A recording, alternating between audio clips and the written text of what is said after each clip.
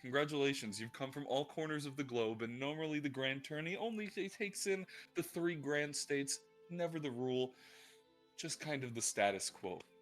This year, the status quo has been shaken up with additional participants, and while originally chosen from within the friendly borders of the Grand States, this year the Grand State of Alanost has reached out all across Kalan and even further beyond that, which we will get to. Once more, I will uh, recite all you to you the letters in which you received, which then beckoned you towards the Grand State. As soon as I can pull it back up again. There we go. There it is. Ahem. Congratulations, future champions. You have all been chosen to represent the Grand State of Alanost in the upcoming Grand Collegian Tournament. Arrive to the Grand State's location with simply yourselves, and we will speak further from there. It is stamped with the Grand Seal of Alanost, and more than that, most importantly than that, is also signed off on by, where is the name? Ignore me. There we go. Here we go. There we go. Archon Castrin Multiani, leader of the Alanast people. Now the question becomes, wherever you may have come from, aside from one person who I knew who would be arriving last, Jules, the question becomes, more often, is who would arrive first? And most likely, if there were any groups. If I may take the reins and make that decision potentially for myself, but actually, I'd like you all are all welcome to kind of decide. But the first people to come to mind for me is Sala and Yushra, as they were most likely close. Who said wrong? Said it. Me. I was about to kill you. I was like, what? When you said wrong setting, I was like, oh god, here we go. If anyone else would like to have their case made for why they arrived first, by all means. But looking at the map and knowing where from all of you came from, I don't suspect that anyone else was closer than those two. I mean, possibly the closest potential argument to be made would be for myself. That's true. Ballistra was probably wandering that direction, and a letter coming to her would have been strange, but not entirely rather impossible. So between you three, who would like to be the ones to arrive first? Would it be the pair, or would it be the wandering girl with the olive oil on her hip? I mean, for slightly meta knowledge, Yushra was kind of farish away. I guess that's fair. Yeah, he was from. Yeah, Salah had to go and get him. So I guess then here's what we'll do. Here's how the list will go, just for the sake of it, and so I can also prepare you all for what will happen. Ballistra will arrive first, followed up by Salah and Yushra. Then, along with that, would be from there it would be Cassius pulling his weight in. Then Tara and Charlotte, and then we would. I'm sorry, not Tara and Charlotte. Charlotte, you'd actually probably come pretty much last. It would be Tara and Faye. Tara and Faye, there we go. I keep always forgetting how to say it. I say Fee in my brain. Thank you. Tara and Faye, then Charlotte, and then we round out finally with Jules or G Day, who is coming in a little bit further away. So, with that list in your mind, Ballistra, where were you wandering when you received your message? Rumor propagated, and more or less, the letter quite possibly was practically waiting for her when she crossed the border back into Alanost. And while she was on her way through, on her way back home to Crescino, quite possibly somebody saw her, thrust the letter more or less into her hands, and said, "Congratulations! Yet another responsibility thrust upon her. All she wanted to do is get back home." Pops the letter open, reads it. A challenge. Nobility. Lovely. I imagine it's just as she's crossing back through Alanast. was hoping to get back home. But a little detour came and kicked your way. Yeah, indeed it did.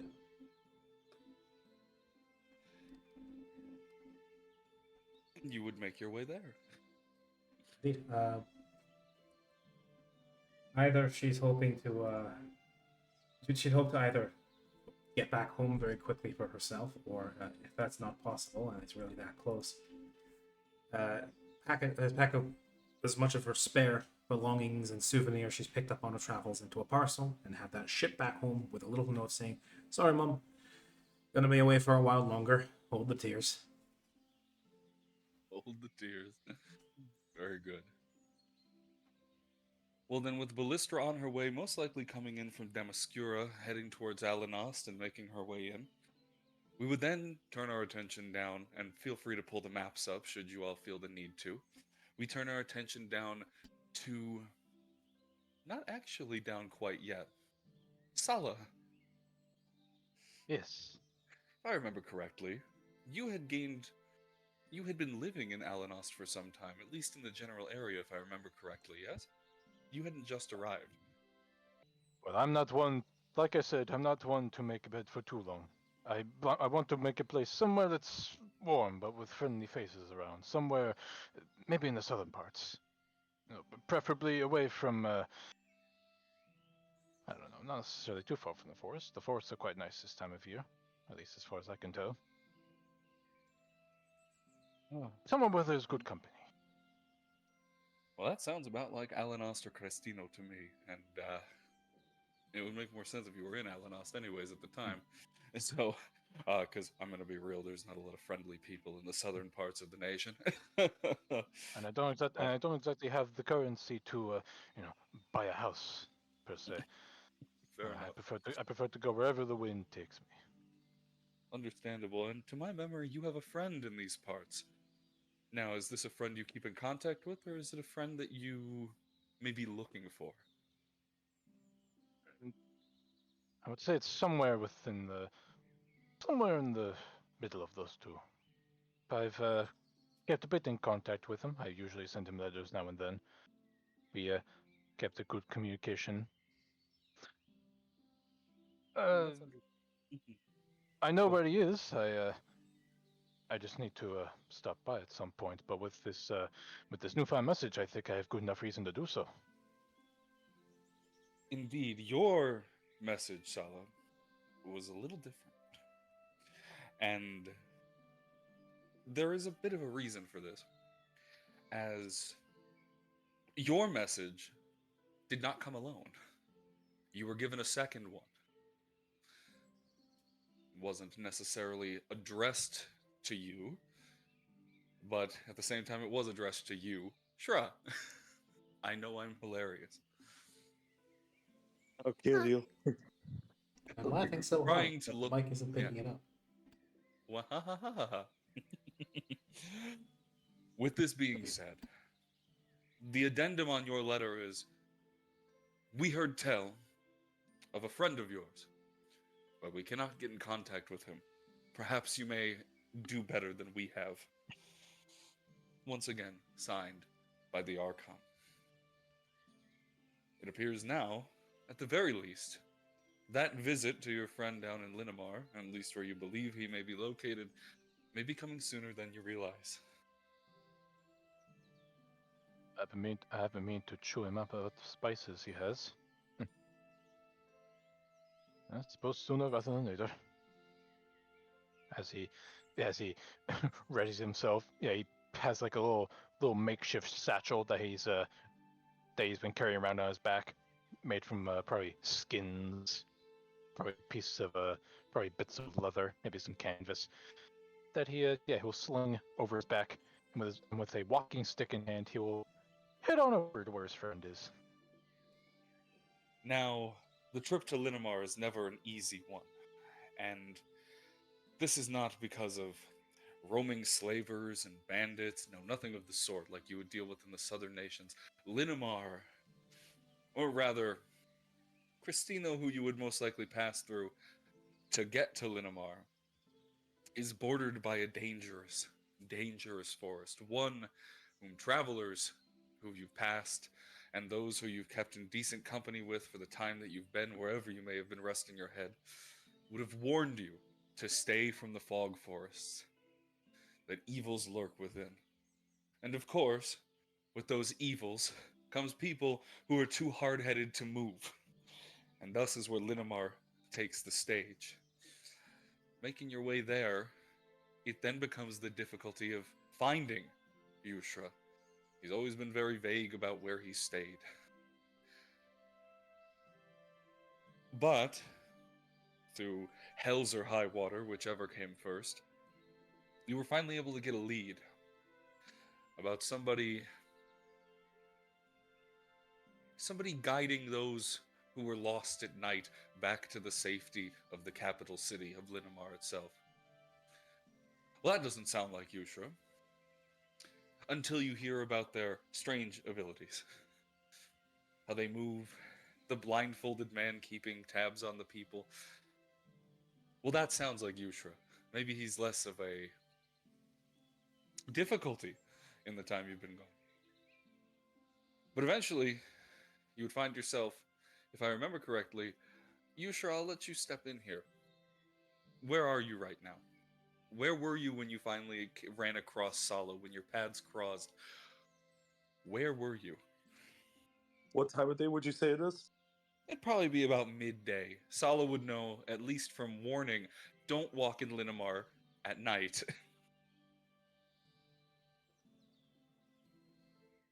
Well, for one, considering it's Winnemar, there's probably not a lot of standing structures other than those occasional cabins.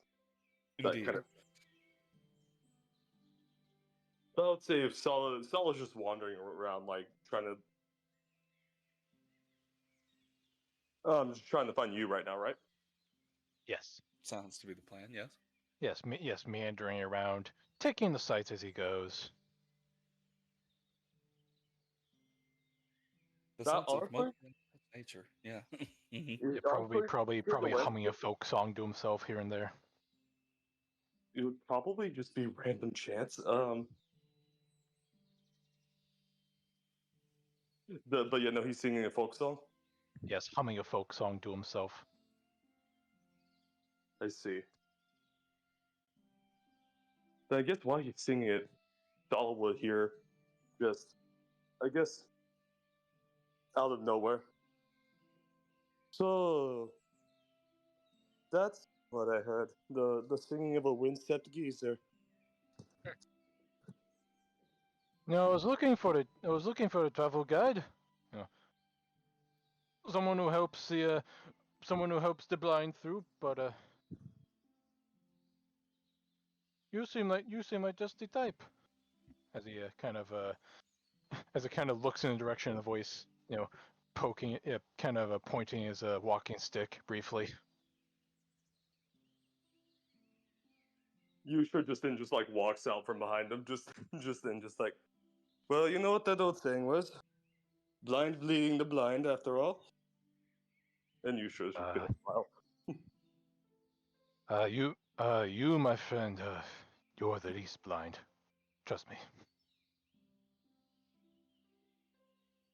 Not that many people know that though. Keep that a secret. And he's just gonna put a little finger in front of his mouth.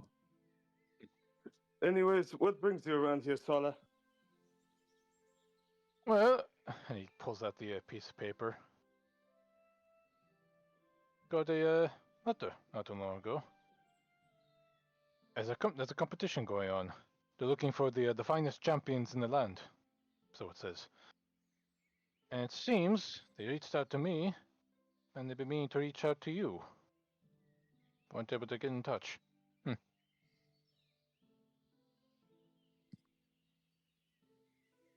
Huh. So a foreign nation needs me to be their champion? That's quite strange.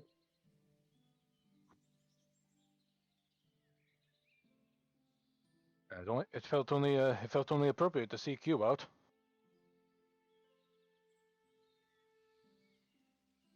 You know, if you weren't any other person, I would say no, but I think I kind of owe you something. Let me guess, more spice. As he stuffs the letter back in one of his makeshift pockets. Yes, that. Knew it. I got a new blend for you. You should like it. Oh, about time. Goes good with dips. Anyways, we're supposed to be champions for whom now? It says it's signed by the Archons. So I mean this very politely. What the hell is an archon? One of the lords who's organizing these competitions, if I recall correctly. Oh, so like the king back in Visra, or the king that isn't there, if he was there. Something along those lines. One foreigner asks another foreigner about foreign policy. Yeah. Neither of them know what's going on. Yeah, neither. Yeah, I just love to imagine that Saul and you just don't know what the hell is going on, What right? the hell is that? I don't know. Yeah. Well, Considering how long you were here, I would have trusted your wisdom on the matter. But well, considering where we are right now, I won't begrudge it to you. So do you really think of getting involved in foreign politics? I live out in the middle of the woods. Saul just shrugs and says, "Would have assumed you heard." Oh, cheeky little geezer. Anyways, where are we going? Here. I'll show the way. It's I think it's towards the direction of one of the capitals, if I recall correctly. North, south, east, or west? Out of character, which direction was it again? North. To the north. North. If it Northwards. was to the west, I would be scared because I'd be like, Sala, we're going into death. Oh, we're going into the wrong. Sala, we're going the wrong way. We're going into the haunted demon forest. Please, Sala, please, wrong way. Don't worry, I'm taking a shortcut. No, Sala, Taking a shortcut. Trust me, I know the way. I know the Right way. yes, to the yes, ocean. yes, yes. No, we were headed north. Oh, up there across the river. Okay, let's go. And set off you do. Thankfully, there's still enough daylight that you'll be able to, with at least hot-footing it quite a little bit, to make it out of Linamar before the night falls and before the creatures descend upon the land in search of food, or prey, or whatever else the damn things need. However, I'm sorry, yeah? How many hours does it take to even get across to the opposite end of Linamar? I know it's small, but From where you were in Linamar, from the midpoint in Linamar, because the Linamar castle itself is down towards their southern border, yeah. Bushra most likely was towards the middle point of Linamar, and from there, it would only take about 6 hours to get out and up towards Alanost. You'd have to cross the river, but it's still out of Linamar for the most part. Or rather into Cristino, and then you'd be another. Yeah, I apologize. I misspoke. It would only take you about 6 hours to get from Linamar to Cristino, and then the rest of the walk would take about a week or so. Be sundown by the time we cross the river. Yeah, you guys are really needing to haul ass. But the sun's about to set the moment that you cross into Cristino, and then from Cristino you head yourself up to Alanost, which admittedly takes about a week or so. So I know that you like to sightsee stuff, but we really should be moving faster. We need to Oh get come the hell on, out of here. come on, taking the sights, why don't you? So that there are little death beasts out here with 5 heads and 2 tails. I don't want to be out here. Oh come on, it sounds friendly. It is not friendly. I don't want to deal with it, please. he kind of gives you a nudge on the shoulder and says, "Don't worry, don't worry. We won't have to make his acquaintance anytime soon. Come on." As he kind of starts jogging. We just hear a roar. We hear a roar in the background, and we just stare back. Okay, no, let's definitely not make his acquaintance. Come on. Okay, yeah, no. More than understandable. Though Sala and Yushra, not wanting to take part in the friendly wildlife that lurk within Linamar and Aria Proxona, the mist forest that exists, um, we turn ourselves to less than friendly company. Rather, we turn ourselves to fresh ashes, burnt and charred wood. We turn ourselves to lives lost. We turn ourselves all the way down to the city-state of Venaris, a hub of freedom for many slaves, well known for their hard stance on punishment for those who would enslave anyone. Known as a thorn in the backside of many of Vilgena's provinces, more so a rather unfriendly sort that would sit across their normally fortified borders. But on an unfortunate day, on an unfortunate night, a small village, relatively, well, I wouldn't even say small, it would be a hamlet, this, a proper village, sitting north, just on the side of their borders, was attacked. And what a perfect way to introduce a character who's received a letter originally not for him, but for another champion, a champion who is no longer with us, falls into the hands of an unfortunate boy.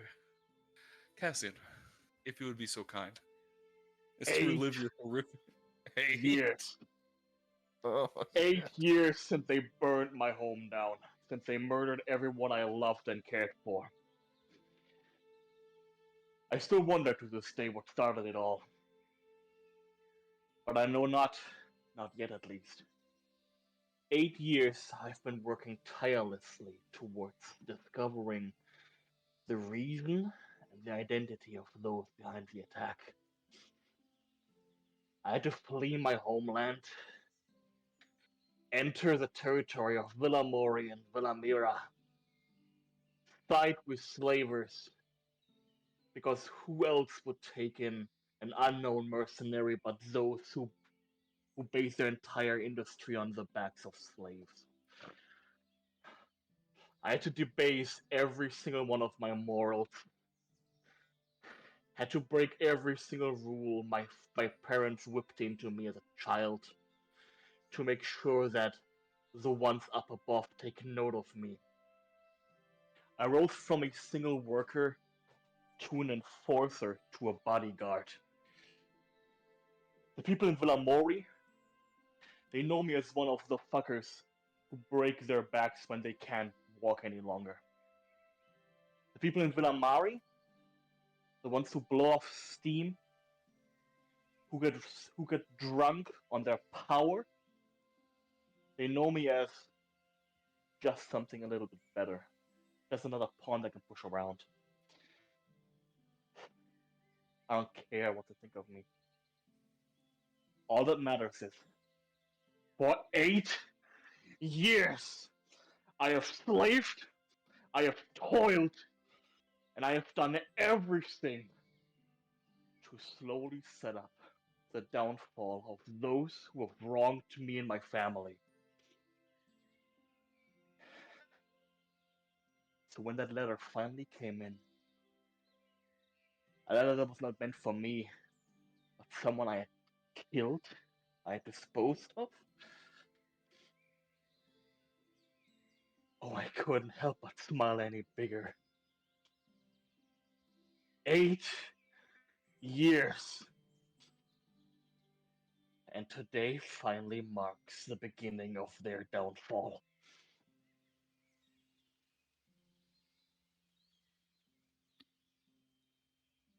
oh. What a lovely letter to receive. That went hard. Oh, I assume then you set off immediately, then, Cassian. Yes. No hesitation. Finally, your chance. And who could blame you? for everything that they've done. Finally, you have a chance to strike back, to bite back. No one could. Well, some could. Not that you would consider slavers people. Yeah, is it Cassius or Cassian, by the way? I need to make sure I got that right. Cassius. Cassius. I said, yeah. This is really unfortunate because I named the Archon like a month ago. Cassian. That is going to get confusing. So congratulations. Immediate retcon. Cassian is now Caspian. That's way easier for me. Immediate retcon. Queso? Is that their name? Not yet. Billy and Jimmy Lee. Looking at Terra menu, thank you, I'll be here all week. Yeah, no, it was really honestly you went very, very good on that when I was like, okay, Cassius, let's 8. Jumped. I was like, holy shit. Oh, I had to mute up. I did my own pacing to get into the mood. I understand. I appreciate that, and that's exactly what I need. All right. Speaking of wading through the ash, wading through your memories as you make your way to Alanost, as everyone begins to converge, and letters have gone out,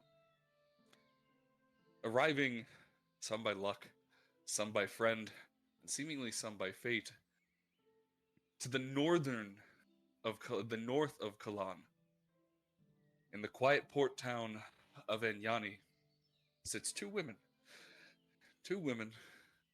who were hand-delivered these letters. At least it seemed so. Faye and Tara,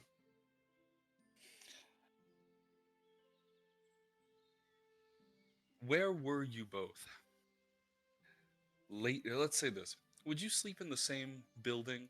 Would you be close neighbors, friends? They were roommates. Where do you two stand?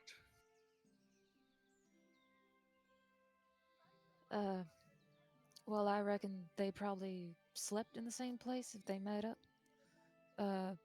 Tara herself didn't really have like her own place, more so just a kind of outdoorsy type shed that she lived in, working for the people who owned the farm that she worked on. So maybe she would have made space for Faye, or if it was warm enough, she herself probably preferred to sleep outside under the stars and invite Faye to do so as well, but not necessarily have to. So if they received these letters by hand, and they were in the same place at the time, it'd probably be during the day at some point when Tara was working and maybe Faye was off doing her own thing.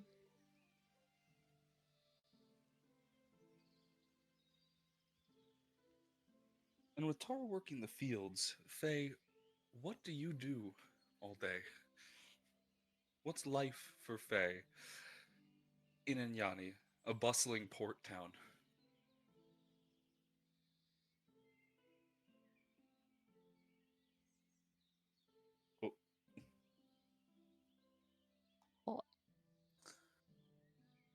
Oh no. All right, Tara, break out the banjos. Rin, hello. Yes, I'm here. Oh good. Oh good. Just making sure. So Tara was in Enyani before I came from Tarshik? Oh no, you guys came together. Oh, okay. All right. I actually wasn't sure on that point. I don't even remember if we went over that and I just forgot, or if we never went over it to begin with. Frankly, it's up to you guys how your backstories come together, but there is the only pressing matter is that you two have to watch it. Well, rather, Tara, you've been tasked with watching over Faye. Yeah, so I guess then probably coming over from Tarshik, they met along the way from Tarshik to Enyani, and Tara went to go find a job at this farm. And Faye? How do you spend your day? Well, before I was living in Tarshik, my father had handed me this letter and told me in no uncertain terms that I was to participate in this tournament. So I traveled here to Anyani with Tara, my guard, I suppose. Mm-hmm. I think it's been about 6 months now, and while she can be a little boisterous, perhaps, I have come to appreciate her much.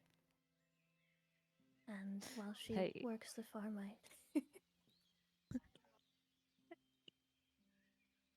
it's a little scary for me to be out among people, but I do try and help her sometimes. Otherwise, I'll bring her tea and help prepare her meals. And Tara appreciates her all the same.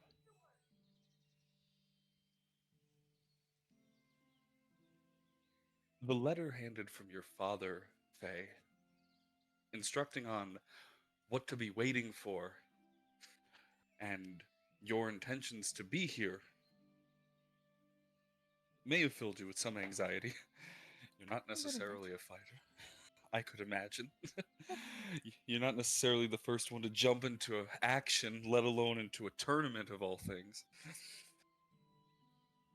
But Tara's a fighter. You know that much. And now it's the time. You've arrived. It's been 6 months, and while you waited patiently, while you were given instructions by your father, and a mysterious secondary source for Tara,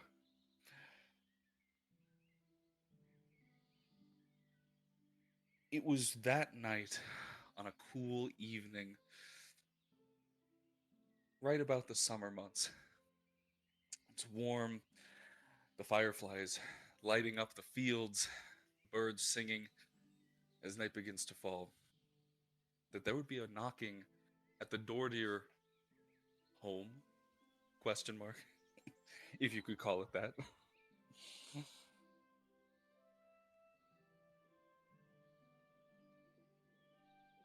I think Tara would go to answer the door. She probably wouldn't have been asleep yet, as she usually stays up late, and she'd go to answer the door. She keeps her axe by the door just in case, so as she opens it, she has one hand on the axe and the other on the doorknob. Keep in mind that your manifestation comes to you when you summon it, so you wouldn't even you basically just Ow! Aki. yeah, it quite literally apparates in your hand. But that's fine. You're basically holding it behind your back. I wanted to, I wanted to do the whole shotgun by the door thing. That's precisely what you're doing, except again, you have a magic summoning axe. Yeah. Is Either the way. door. It's still a shotgun behind the door. Same concept, but you always have the shotgun in your pocket. Yeah. Mm-hmm. Not Rick. Faye is just like It's peeking the around the spare. corner.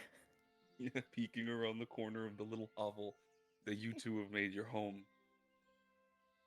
Tara, you said you opened the door, yeah? Yeah.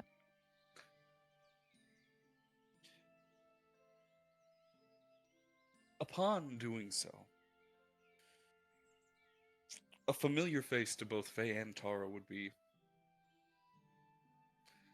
Well, I say a familiar face, more of a familiar voice and shape. Hooded in a cloak, bound in bandages, is a mysterious benefactor. Tara, this person, strange as they were, was the one who offered you safety out of Tarshik. And Tara, not Tara, yeah, sorry, there, yeah, Tara, more than over than that, they told you that keeping Faye safe was but one condition when you left. And Faye, this person is familiar to you too. Not on a first name basis, frankly, you barely acknowledged each other, but you recognize the bandaged man, covered head to toe, because your father knew him shortly before your mother passed. They spoke on scientific research. May I come in? He speaks very candidly,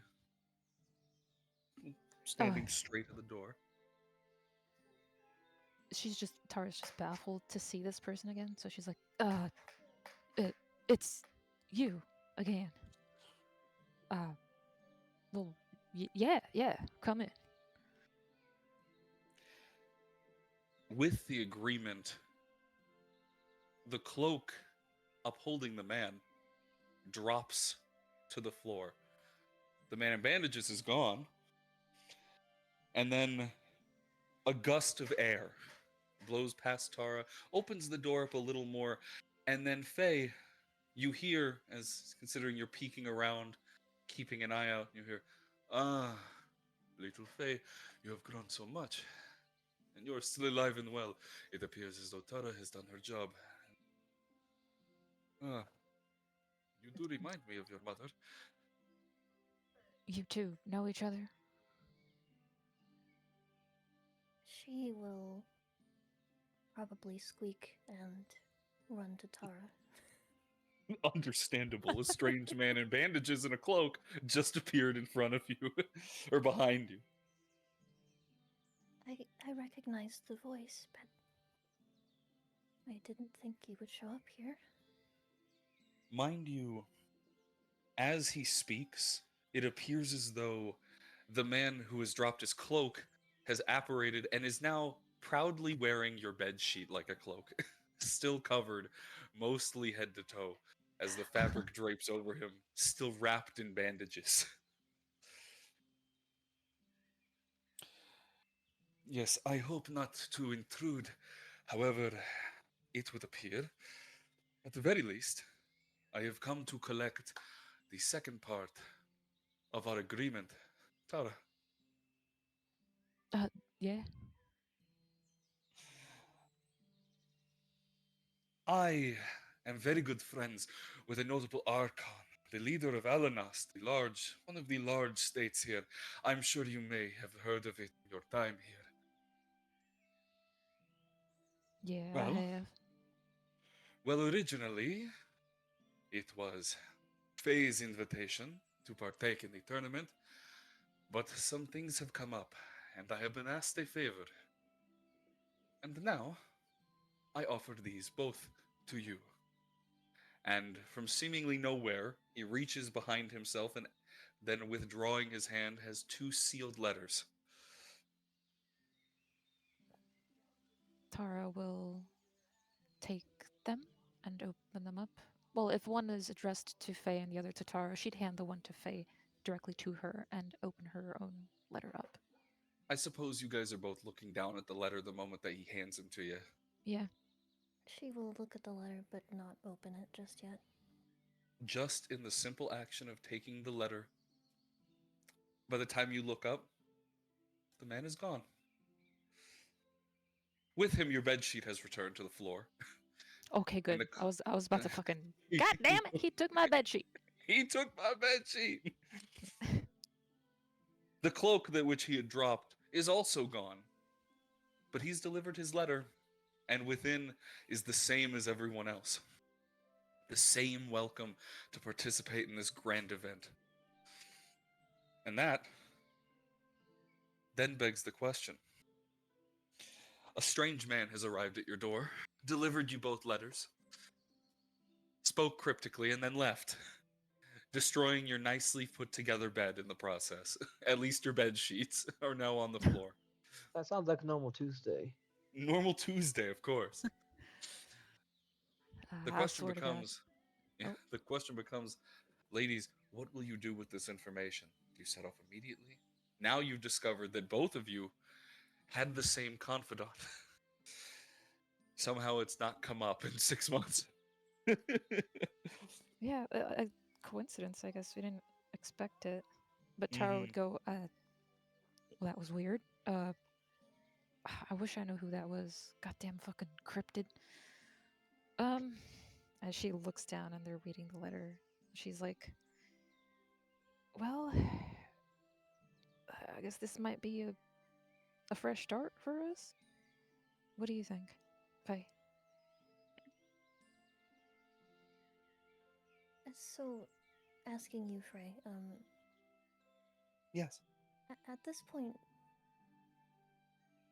I guess I just want to make sure Faye already knew she was participating by this point, right? She did, but she never received the proper letter. Okay. It was someone else basically whispering in her ear saying, hey, and it was her father who was like, hey, you're going to participate. You were Yeah. basically deciding on before you even got the letter. These are just your proper invites. So she's going to watch Tara open her letter and see that it's the formal invite, and then she will slowly open hers to confirm.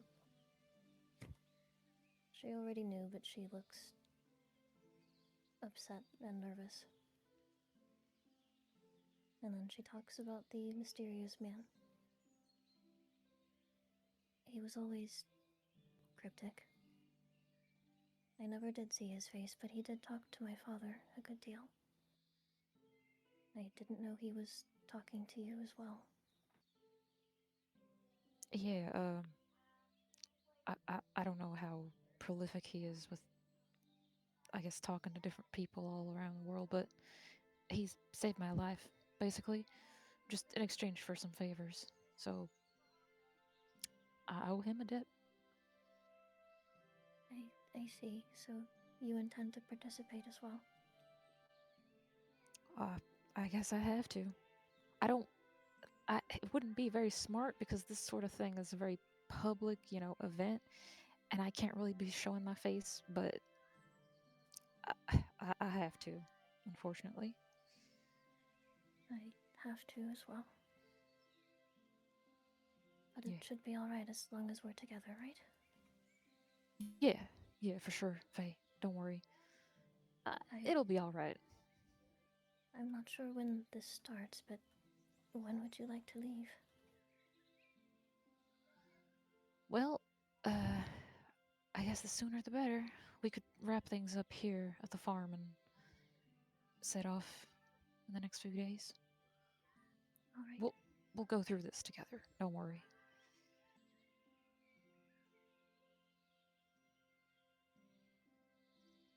And with the decision to do that, ladies, you've been given the invites to strange, almost in a strange and tense situation, but nonetheless, receiving them all the same.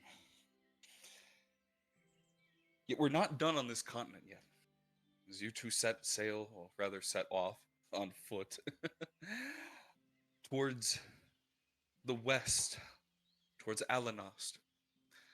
But before we continue on that journey, we turn our attention to the east. In an unsuspecting place, a bustling place, filled with trade, art, music, everything you could imagine, as the Pearl of Kalan, as they call themselves, we turn our attention to Piral. Charlotte, Yes.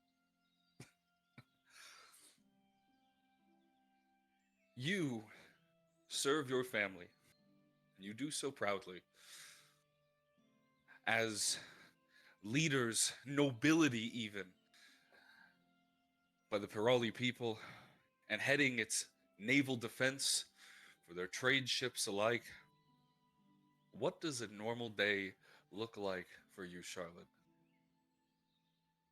A normal day in the life of Charlotte is pretty nice, actually. You get to lay down in the sun, get a nice tan, while a lot of very able-bodied servants do all your work for you while you're in the waters. It's sunny all day. The waters are always calm. And I get to reap the rewards without any of the work. Sounds about The right. northern waters, that is. Now, Understand. every now and again, I get the letter saying that I have to come home for the family meeting. But sometimes you really don't want to go. But I have to. Well, isn't that lucky?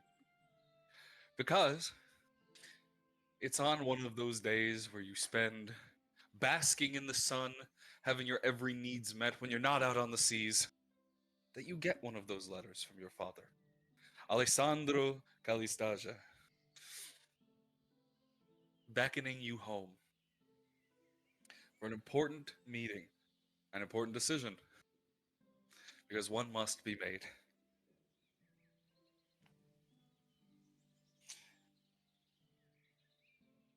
Naturally, Yeah. I naturally I have to go. Unfortunately.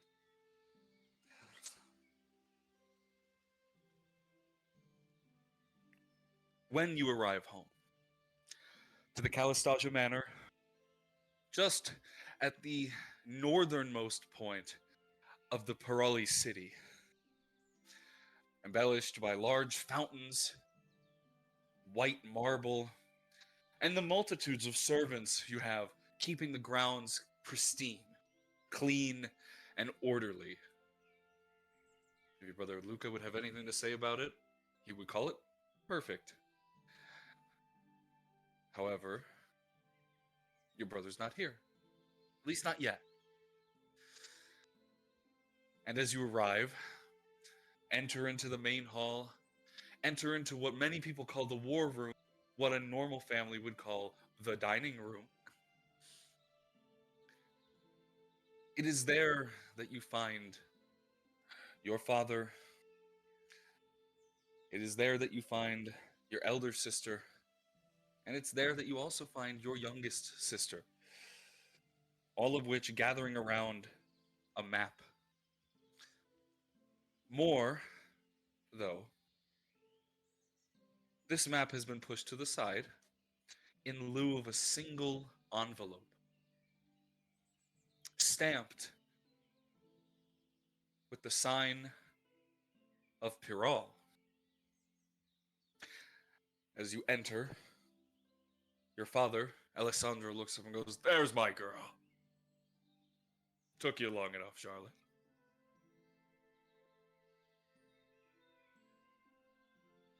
I'm gonna be honest, there's no way I can answer that without feeling uncomfortable. So I'm gonna say, hey! Thank you.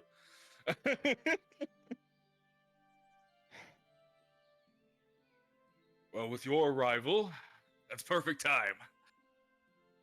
We've got ourselves a decision to make. And with your brother still out on the seas, yeah, it's up to me to make that decision. But I'd like his counsel. Boy, sharp. It's coming to be about that time, ladies. It's time for the tournament. The decision now stands. I have to make one. We've been blessed, not one, not even two, but three capable fighters who we could send in our stead to represent the Calistaja family. Now, there's only one invitation. Seems like this is their last pick. And we need to make a case to see who's going. So, I'll hold up the letter, kind of toss it towards the middle of the table. We need to pick the best and brightest of us. It's time to make that decision. And immediately, your little sister Mako, if I believe that's the correct way to say it. Michael? Maiko. There we go. That's up to you. Yeah. Maiko immediately jumps on the table and tries to grab it, to which your father grabs her by the wrist and lifts her up. Your father, mind you, a massive man sitting at 6'5", towering over the rest of you, is now holding in one hand your little sister going, ah, ah, ah, ah, ah. When I said 3, I wasn't counting you, little one. You do not get to participate. And they begin to grumble back and forth a little bit before eventually he drops her. And Maiko grumbles and sits on the floor.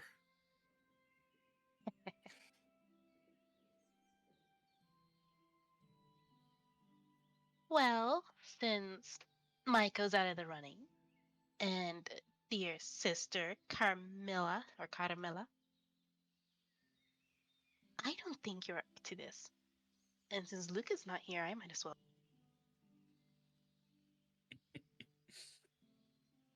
Interesting. And she adjusts her glasses, Carmilla looking you up and down and shaking her head. Well, father seemed to think otherwise. What? I thought it was up to us, the people who showed up to the meetings, to make the decisions. Well, isn't it delightful that you barely show up? But I'm here now. Charlotte, Charlotte, you know your father is a boisterous man. He's a pirate, first and foremost. He's been given a title. He's a sailor. He's rough-mouthed. This whole noble thing, even though it's been going on for a very long time, it never suited your father well. But in a rare show of perhaps seriousness, perhaps focus, he adjusts himself. Maiko is still on the floor, but he's not giving her any attention as he clears his throat and his booming voice kind of returns. That's the problem, Charlotte.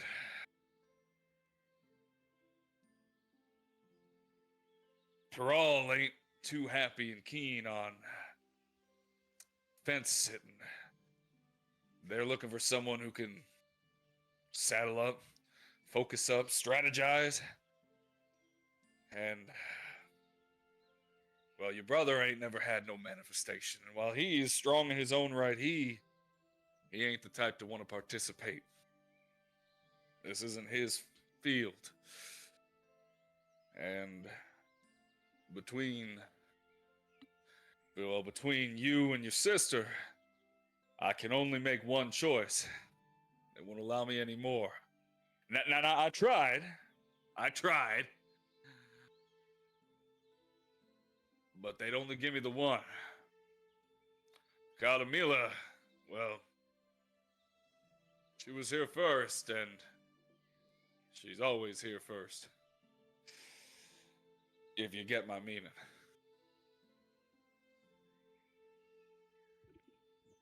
What? You're seriously picking her over me? Well, it's the only logical choice. Charlotte, let's be completely honest. You barely have an understanding of your abilities, let alone have you had time to learn them, because you're too busy all day going and making yourself looking pretty. Well, at least I look pretty. I rest my case. Childish, easy to anger. It'd be a shock. I'm sure he'd pick Maiko over you. And then Maiko goes, yeah, from the floor. You just see a little thumb. Charlotte just immediately stands up with their hands on the table. Just like, you know what? I don't need this. If you're not gonna pick me, then I'm gonna find someone who will. Now, Charlotte girl, don't be doing anything too brash now. We're not trying to kick you out of here. We still might need you. If your sister can't participate, we need someone as a backup. Backup. I'm no one's backup. Duh. Father. Well, that's precisely. Your sister kind of fixes her stance again and goes, well, that's exactly what you are, Charlotte. Second, it's okay.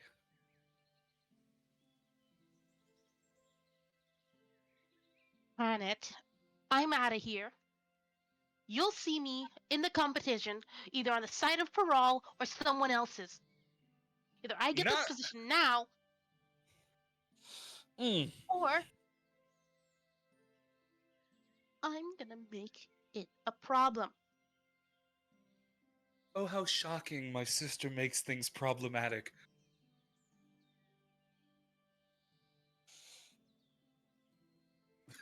Flabbergasted. Next, you're gonna huff your chest up, your big old chest that you're so proud of, and you're gonna storm on out of here, aren't you?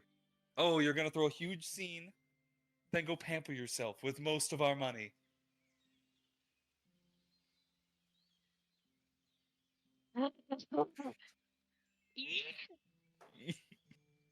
Now, ladies, please. Charlotte, this ain't no slight to you. I ain't got nothing against you.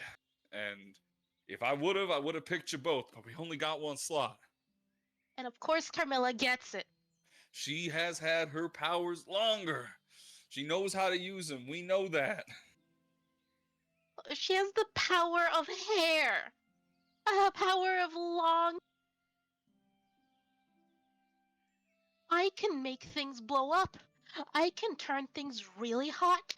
I can, if I wanted to, I can make a whole building fall over or burst into flames.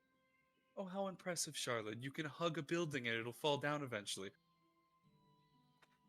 Yeah. Ladies, please. I've made my decision. Charlotte, we still need you here. We don't know what's going to happen. We know how these things always turn out, and things may change. But they need someone who can strategize. They need someone who can really get into the thick of combat, and you haven't seen too much of it. We ain't saying you're strong. We're not saying you're not strong. We're saying that we need someone a little more dependable right now. So I'm not dependable.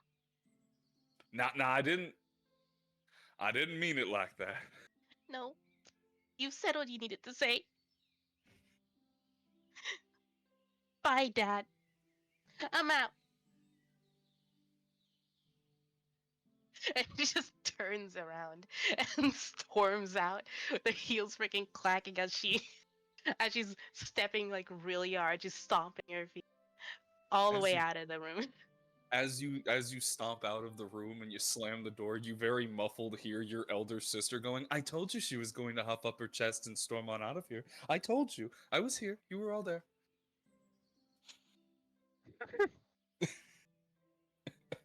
What a She just beautiful stops scene.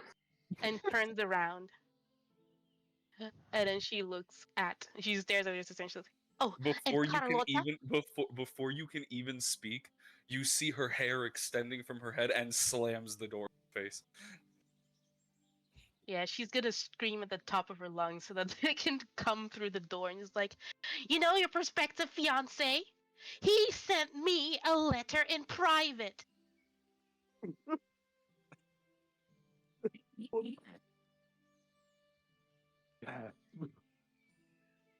Somebody quick, play the acoustic guitar.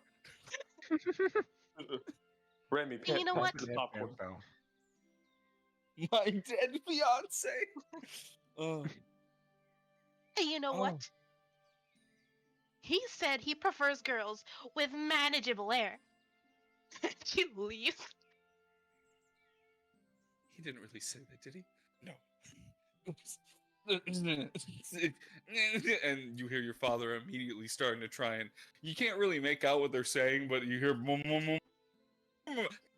from the downstairs, muffled through the door as they're screaming at each other. Something shower drain. Yeah. Charlotte, And it's then- a few. Yeah. Oh, no, go on. Yeah, and then, right, she'll probably end up going back to the harbor, going back onto her fleet. No, it wasn't planned that they'd be leaving right away. She made them hurry up, pack their supplies for God knows how long, and then in her little captain's quarters, she wrote a letter.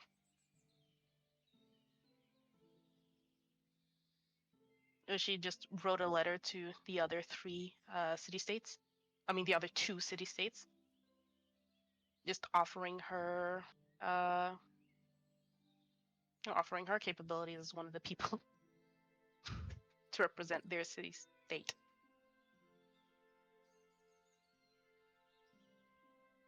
And as your letters were sent to the other 2 capital cities, for the most part, the Grand States, You got one nearly immediately back, as immediate as you can get a pigeon to fly, basically. Alanost is in need of users of manifestation users. Alanost is in need of capable warriors. Specifically, they mention capable. And attached with a small little note is your letter. An invitation proper to the tournament.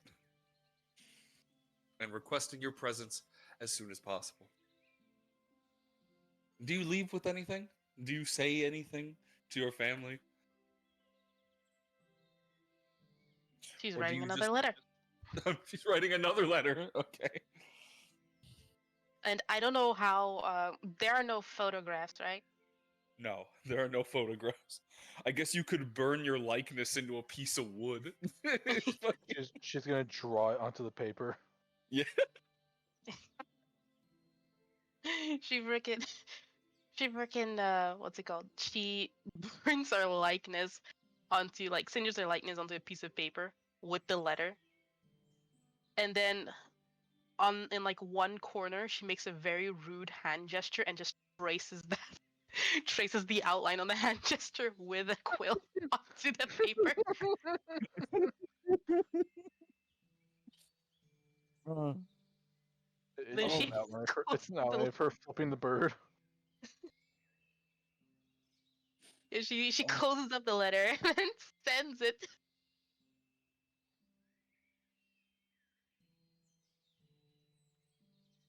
Understandable. And then I assume you set off shortly after. And she sets off shortly after. She's not staying for that windstorm. Yeah. Understandably so. And you, Charlotte, then begin the long journey from Pirol to Alanost. A 6-month journey north and a 4-month journey south. Whichever path you decide to take is entirely up to you. How you get there is entirely up to you. Most likely, you would have taken some form of travel, be it by sea to get to the port of near Venaris or Quenatavos, or I doubt you would have sullied your feet with walking that far. Of course not. Why would Precisely. So what a 6-month walk would have turned into is roughly a 2-week voyage. And if that, as you arrive on the shores of whichever port you feel most inclined to be, either the one in Enyani to the north or the Quenatavos port to the south. Regardless of which you would arrive at, the travel for you is relatively a swift one. And depending on which port you arrived in, would be a decent enough chance that you probably would have passed along by several of your other teammates in a fancy little carriage as you ride on while most of them are walking.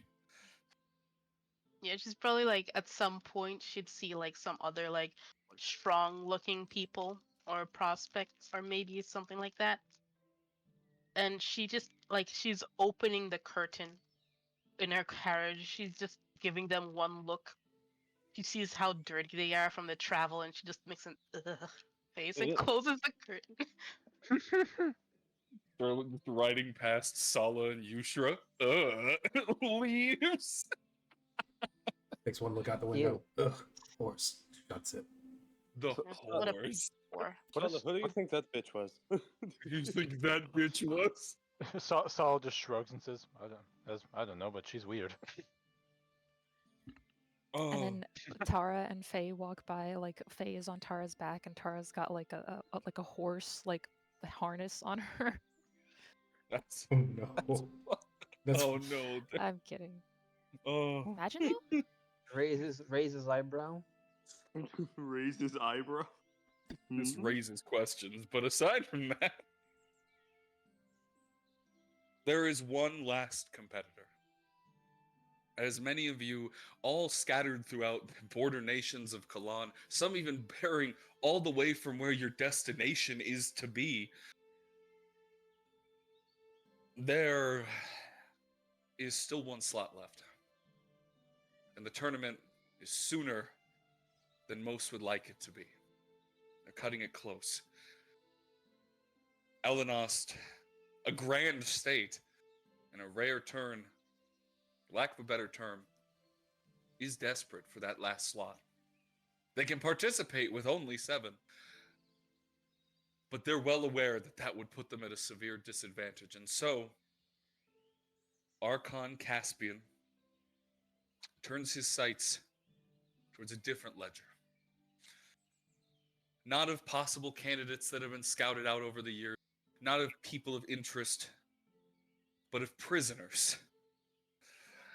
Men who have been banished from Kalan. Men who should be executed, or far worse.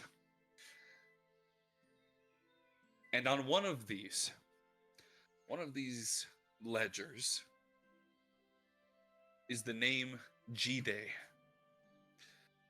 G-Day, you here? Yes. Yes, I am. The stench is the first thing that hits your nose as you sit in whatever hovel they've put you in the now bog, fetid and putrid as it is, of Sarkal.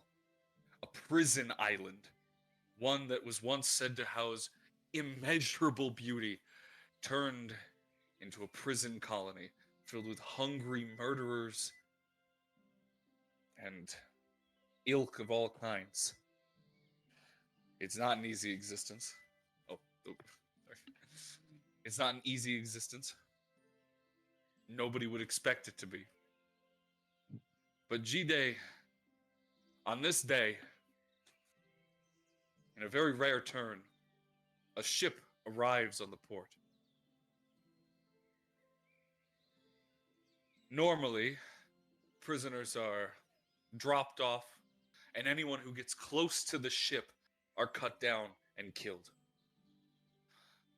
But on this day, armed men leave the ship as they pull to the only serviceable port with a letter addressed to you. But G-Day, I ask, how did you get here? If you would be curious to share, what got you put in a place like this? Well, what would have gotten a man like me here? Who knows? I know. But does that matter for this tournament? Does it? Does knowing my backstory make me a better fighter? Does my backstory make me more trustworthy? Tell me, does it? No. All you need to know is I have a manifestation. And that is all you need to know. And chosen you were. Was it picked out of a hat? Who knows? Was it luck? Who knows? But one thing is promised to you for your participation. One very simple but oh so crucial thing to anyone who is trapped here. Freedom? Freedom. Freedom. All right. What is the catch? When you have finally been tracked down, I say, there's only one partial settlement in Sarkal, if you could even call it that, of those who may have done horrible things in their nations, have at least settled themselves in being peaceful enough to coexist. It is the captain of these guards, simply known as the Overseer, the Commandant, whoever title he decides to give himself that day, finally finds you. And when you ask that question, he simply turns his nose to the letter. You must win. fighting, is it? You know, I never was much of a fighter, but I may do. This, this should be fine. Freedom for fighting? Hmm. I shall participate. It'd be rare for a criminal, especially you, to get this chance again. So you're damn right you should take it.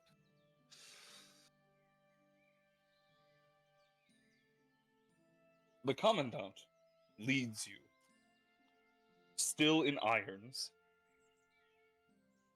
back onto the ship in something almost never seen. And there are murmurs of frustration.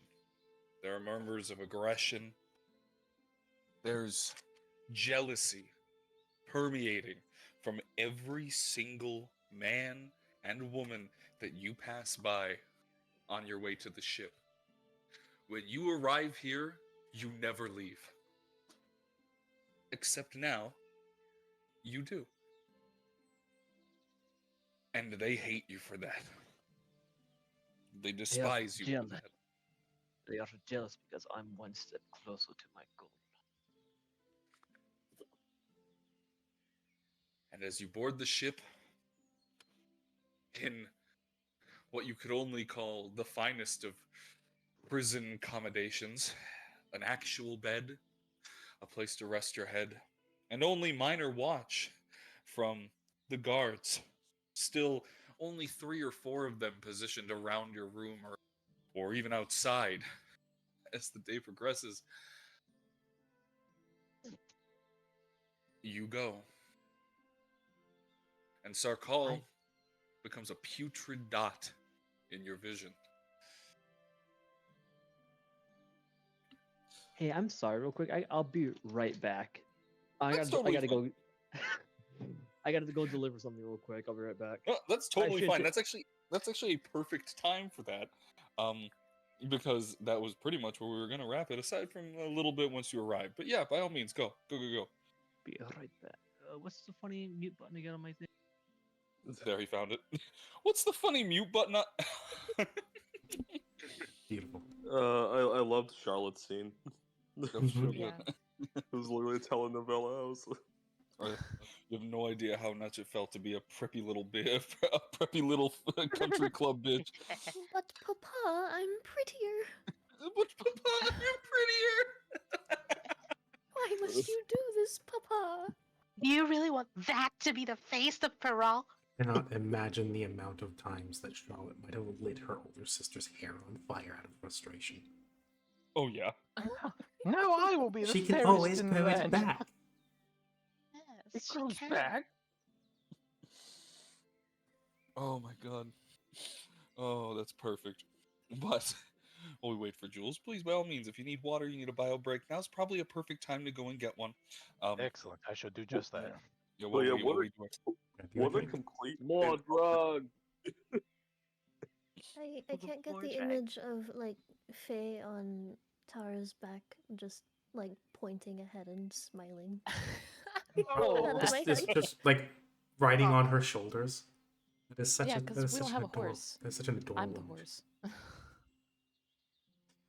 That is very cute. It's very funny. Okay, we gotta go, Tara. And then Charlotte rides past you and goes, ugh. He keeps going. adventure! Mima Cassius, 8 years! 8 years. Just like Let me tell you. is it Cassius is just power walking down the road, keeping pace with the wagon, going 8 years, 8 years, 8 years, 8 years.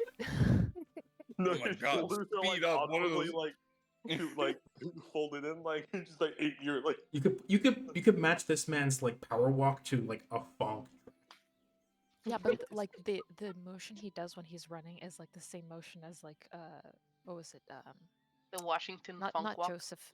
The second Joestar when he says "Run away." That's Joseph. Oh yeah, like Yeah, Joseph. Joseph Run Joestar, yeah. away. Yeah. Nirundayo, Smokey. Smokey. God. Yeah, exactly Stupid. like that. Mhm. She just turns over to the to the wagon driver. It's like, Gavin, the That's- pores are getting creative. Pores are getting creative. Gavin, I do not like that girl is slightly higher elevated than I am. I don't care that she's on top of the tallest woman I've ever seen. Dismount her. Man, we can't do that. No. What do I pay you for? Yeah, mind you, these things are pulled by fucking, like, 9-foot tall, bipedal, bow-legged cat monsters. There's no horses here. These things are piloted by Crexy, which are incredibly expensive and endangered species. And they're just pulling a wagon, passing by normal travelers. Everybody's looking at this going, what the fuck? Is that a 9-foot tall cat monster? Does that wagon have lace curtains? POV, you're writing this through Nostra.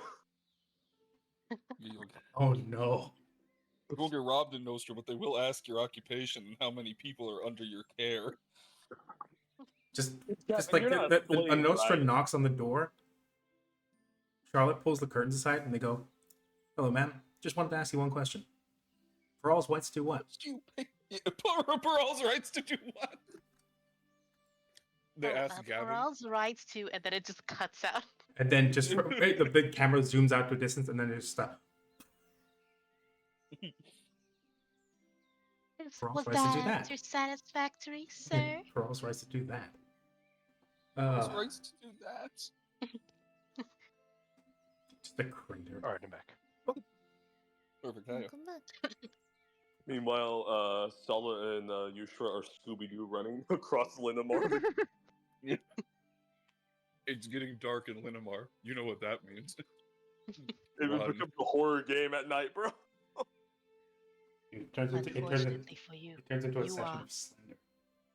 It becomes the levels in Castle Crashers. We have to avoid the the fucking Oh, monster no. chasing you. Oh no. Suddenly, the heartbeat sensor pops up on your HUD. Sala, you do not recognize the bodies in the water, Sala. Sala, no. Sala. Why don't I recognize the bodies? What?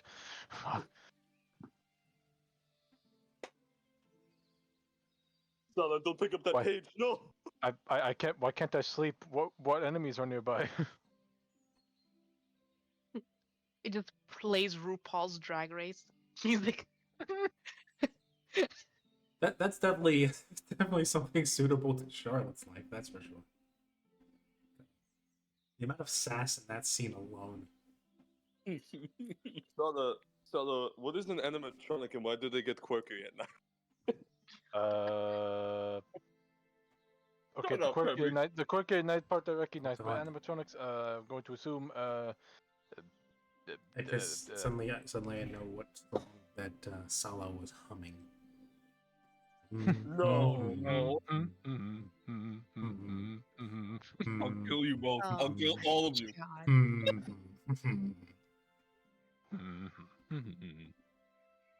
It's just La Toreador. What are you talking about? Yeah, of course it is. Oh, He's, yes. he's got a lot of spice and cooking supplies on him. You know, Mhm. he's got some good music for when you cook. You know, Yeah. I cook at the pizza. Cook at the pizza. What is a pizza, and why is it triangular? And What why is does a it not pizza? have pineapples on it? Okay, Of no, we course. killed Charlotte. It's on We are site. put. Charlotte is going Sorry. 6 We feet are under the putting a prison. bounty out on Charlotte. That's it. We're turning you into Nostra. We're turning you in. We don't care. If Getting we the lose at this bounty. point. I'll go solo in one of the rounds. I don't care. Getting that bounty. I'll still get a decent payout, and frankly, it'll make me feel good. This Yeah, is no, this is a gift to me. that Charlotte scene is so sassy. Mhm. was. He really was. Yes. I understand that I was swaying my hips while I was walking and pushing Oh, up my you were glasses. you were strutting coquettishly. I had to strut very sluttily. I was. Poor June walked in. I just couldn't make eye contact. Oh, I'm sure June was very entertained.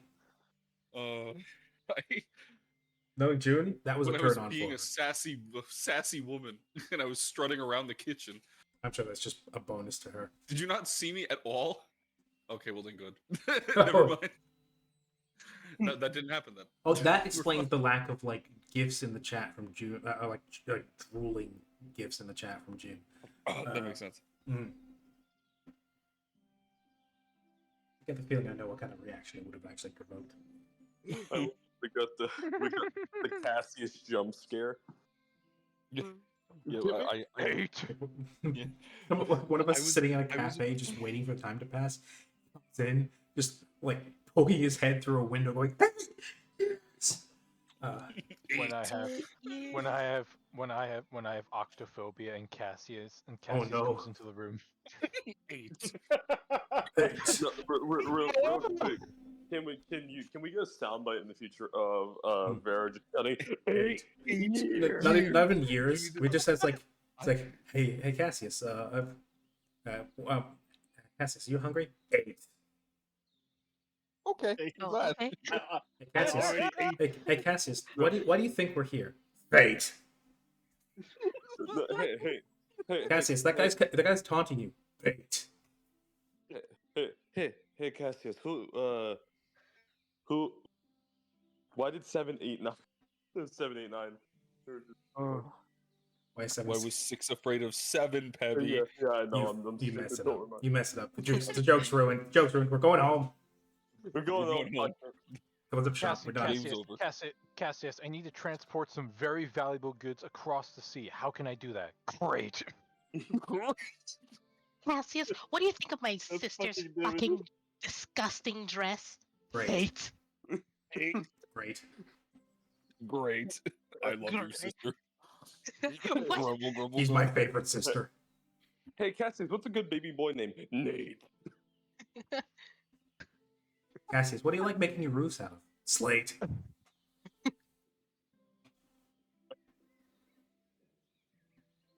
Cassius, what's a good girl's name? Kate. What do you want to do with Charlotte's sister? Date. They get married. Oh no! It gets cut to a marriage scene. He's just Yeah. angry, standing at the altar, just pissed. Seething there. Just like Carlos seething set as the he. church on fire. Oh god. Oh God! Charlotte sets the church on fire. He's surrounded by ashes again. Oh no! Like fire, hellfire. Hey, Cassius, Cassius, what's your favorite number? 7. 7. Cassius, if you could play on one Rainbow Six Siege map, what would in real life? What would it be? Consolate. Consolate. Stupid. We're just gonna slowly did I come reach back further to? and further and further. What's the plan? What's the plan after you and Charlotte's sister get married? Consummate. Oh no! Yeah. Sure. Yeah. Oh What do my you do with her? Date. And then engage. God, this is Ca- why Cassius- this is why they were talking about baby names. Cassius, Socrates is making fun of me. What do I do? Debate.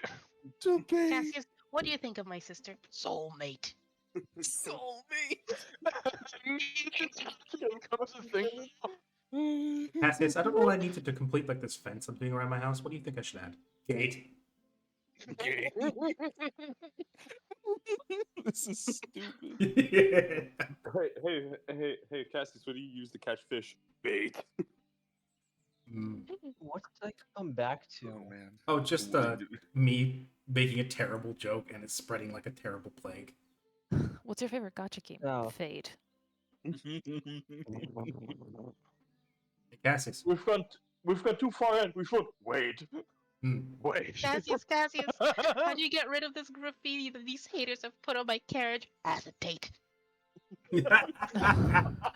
Stupid. You're all dumb, and I love you. I wouldn't have anything else. What is it called when I don't show up for work on time? Late. Late.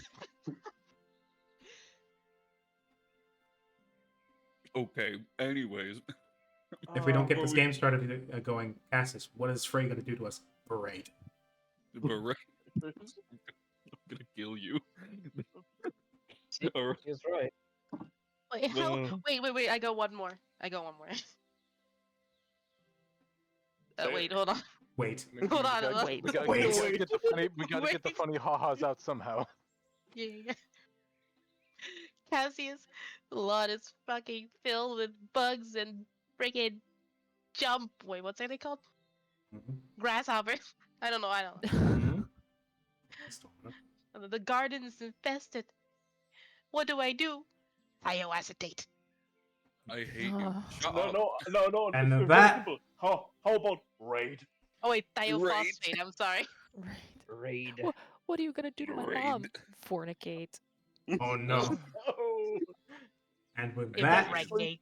since That's everybody pretty is back, I Yeah, think we finally. should get going again. What a lovely intermission.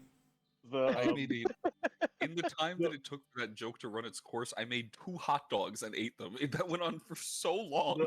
the running gag of me playing overly serious, traumatized characters whose thing immediately gets made fun of continues. It's This true. is No, where don't get me wrong. I love it. I'm all for it. I'm taking part in the joke making, right? But it's Oh. just funny that it happened again. Yeah. We I'm gotta gonna put gotta this on- bring the I'm gonna mood put up this on- afterwards yeah. because my god, dude, Oh. the melodrama you can bring Yeah, things to. yeah. Well, my favorite part, and this needs to be on the record so we can explain it. In a prior game, and this is for future us and whoever else watches this. In a prior game, Vera, it was actually Lynn that ran it. Vera was playing a character named Richard King, and fucking everyone else is here. We're all having a good time. We're sharing our backstories. I have a really tragic backstory too, and everyone's like, "Oh, sweet baby, I'm so sorry." And they get to Richard's backstory, and he's like, "My wife is dead," and then people pull up the fucking soundboard and go womp womp, and it's like, dude, come on. It's just moments like this with friends that I can really appreciate. Yeah. Yeah. Appreciate. Anyways, I have one more. Oh no. good. Take that one more because I just received a call. Consecrate. Consecrate. Great. What do you think they did to these giant cats to make them so obedient? Domesticate. Okay, I was about We're to. done. Let's get this show on the road before the infestation runs its course.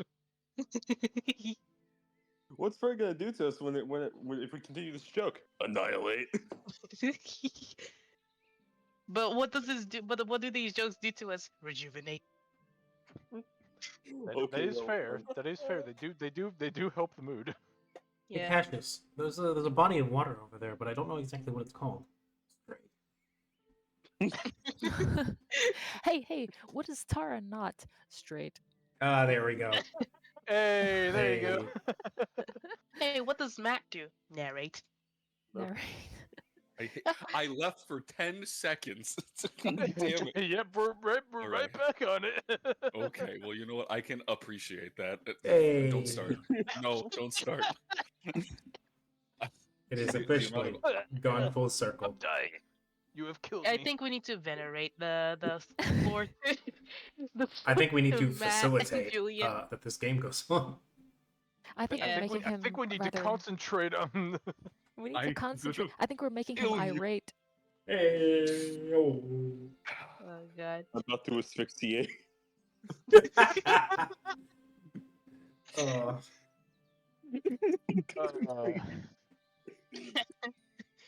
Anyways, I can already where see were it. we? I see it. The Charlotte What's going Cassius, on? the Charlotte Cassius combo attack pre-made. Oh god, I'm about to levitate. I hate every single Hey. one of you right now. Hey, hey. We love you too. Hey, Cassius. What's a good Right at the end of this, right at the end of this, he's gonna hate. Okay. It's actually crazy that no one picked the loyal crew of 8 first. God. Okay, we can We continue now. officially have our first in-joke of the game. Oh, God damn it. That did not take long. It That did took 2 hours. Not even. It took an hour and a half. Okay. Yeah. Anyways, let's continue.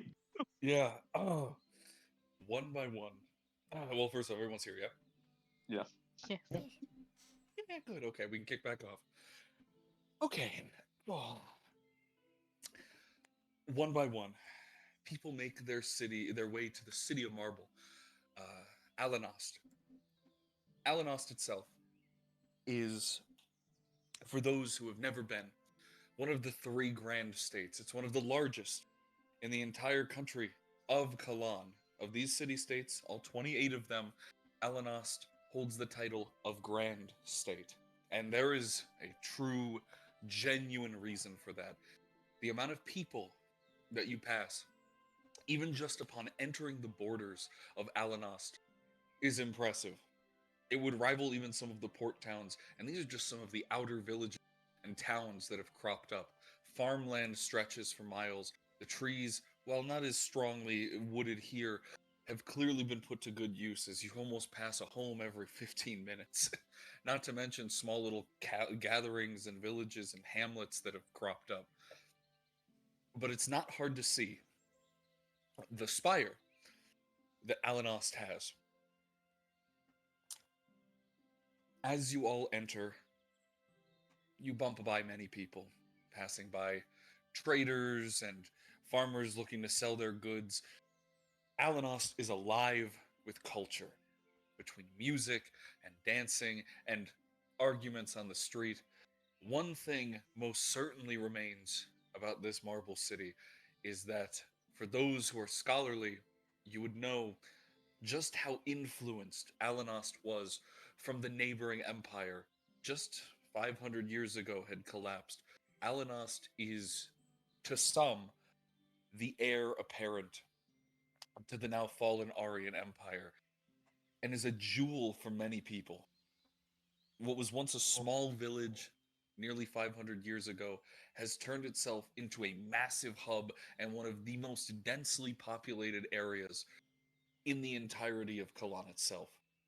And their influence and their stance on slavery and many other things has influenced greatly majority of the Western hemisphere that Kalan, well, the West that Kalan inhabits, spreading out in many nations that were once incredibly run and efficiently ran so by slaves, having released them, freed them, or in some instances with Nostra, killed their masters and burned them to the ground. It would be strange, then, as you enter into the city, and even stranger as you see this mass of people, you may wonder why that you have been called upon, of all things. And that answer may come soon, as the letter instructed you all to enter the city. And that was it. Didn't give you a place to go. Didn't tell you to meet someone. It didn't. However, as you all make your way in, be it by carriage, by ship, or by foot, one Or by on one, piggyback. or on piggyback, of course, the letters in your pockets, in your hands, or maybe just sitting right next to you on your fancy carriage begin to glow. Specifically, the stamp begins to glow with a yellow tinge. Doesn't appear like it's going to blow, though it may freak you out at moment's notice, as the letter itself then begins to take on this glow still. And then, for each of you, the paper, whether back in the envelope or not, shines through and begins to fold itself. Folding and folding and folding, till a little glider of sorts is made. And it begins to float, guiding you on a path. And it is indeed leaving your hands. So you better get a move on. Hold on, Faye. We gotta get over that. We gotta chase it down. Holds on frantically as trot, Tara trot. just runs. Oh, Tara, I, away! I'm gonna like football push people out of the way. Elliot, chase that paper plane. Chase them. What's God a plane? damn it. That's where I'm going. I said glider for a reason, Charlotte. What's a plane? No, I'm kidding. It's That alright. is What's a confidential. glider? Look a at that glider? glider. What's a glider? Don't worry about it. It's a kite. Congratulations, it's a kite. Chase Anyway. that paper bird. That actually makes way more sense. They're paper birds. Jesus Christ, thank you, actually. Solace hit me, or did the paper in my hand just fly away? It's a bird now. You really need to keep track of your. You really need to keep track of your things. As Salas leaves his pocket and also starts flying away. Sala just starts hovering into the air. It just ascends into the heavens randomly. It's Sala that gets folded like a paper bird. Oh God, Sala, what's going on? I have to go. My people need me, and he just goes. You transform. Oh, that's terrifying. Oh, that's... Anyways.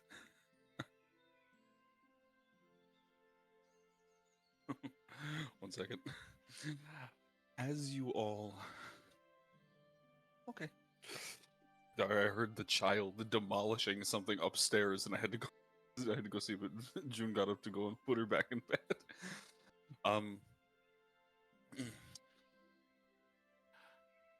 Whether it be on Tara Mount, having your servants chase it, or you running after it yourselves. Hell, even if you're a prisoner, now as they begin to haul you very quickly after the note, because they at least understand what's going on, but they're not too worried about it, as they know where to go. Important question. Prison Is he wardens. in a chair? He's not, no, but he is bound in irons and being carried around, surrounded by 4 different people. They've put him in the middle and basically got his shackles attached to their arms. Yay.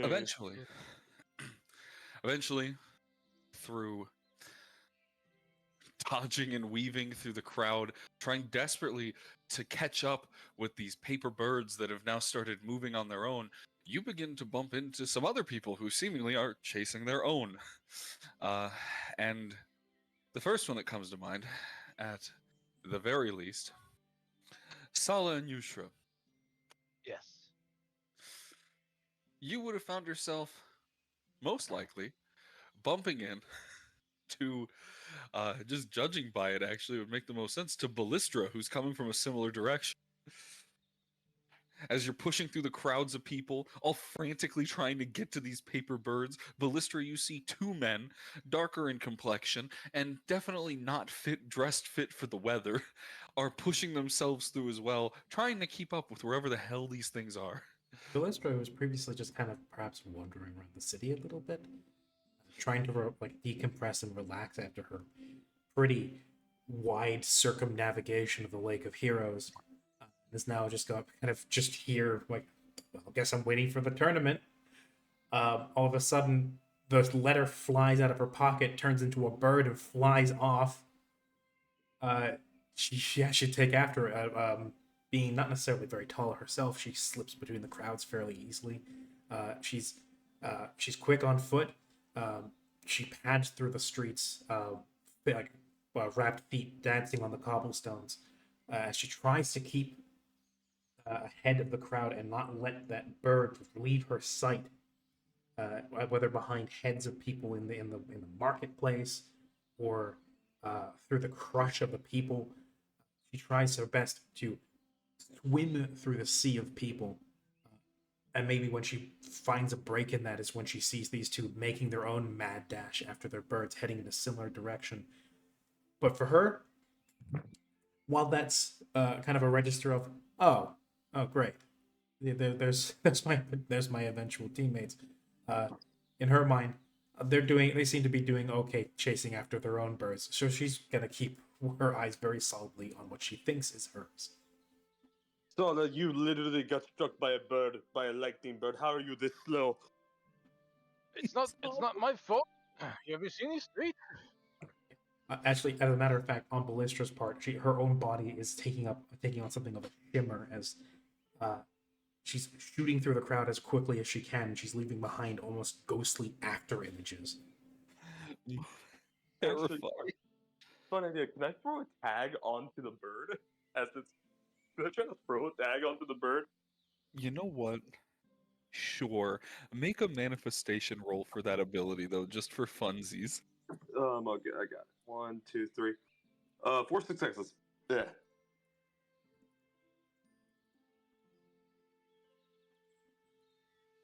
Matt? 4 successes is fine. Okay. Damn.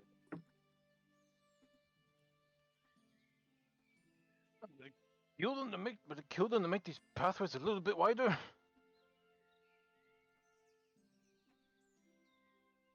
Was it able to latch onto one of the paper birds? Yeah, the DC was only 3. Congratulations. You. Okay. Yeah, it goes flying in and you tag the bird with a little eye.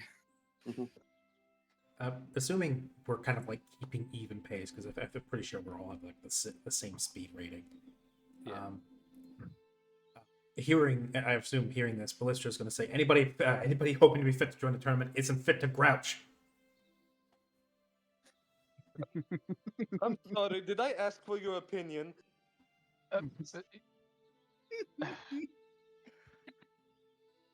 Yeah, I'm assuming you're getting caught up in the crowd as well. Much to my dismay. She'll do this. She's picking her knees up. She's got her she's what do you call it? She's pumping her arms back and forth, doing her absolute best. Again, her skin has this kind of glassy shimmer to it as she's leaving behind almost these translucent after images with every step and every bound she takes.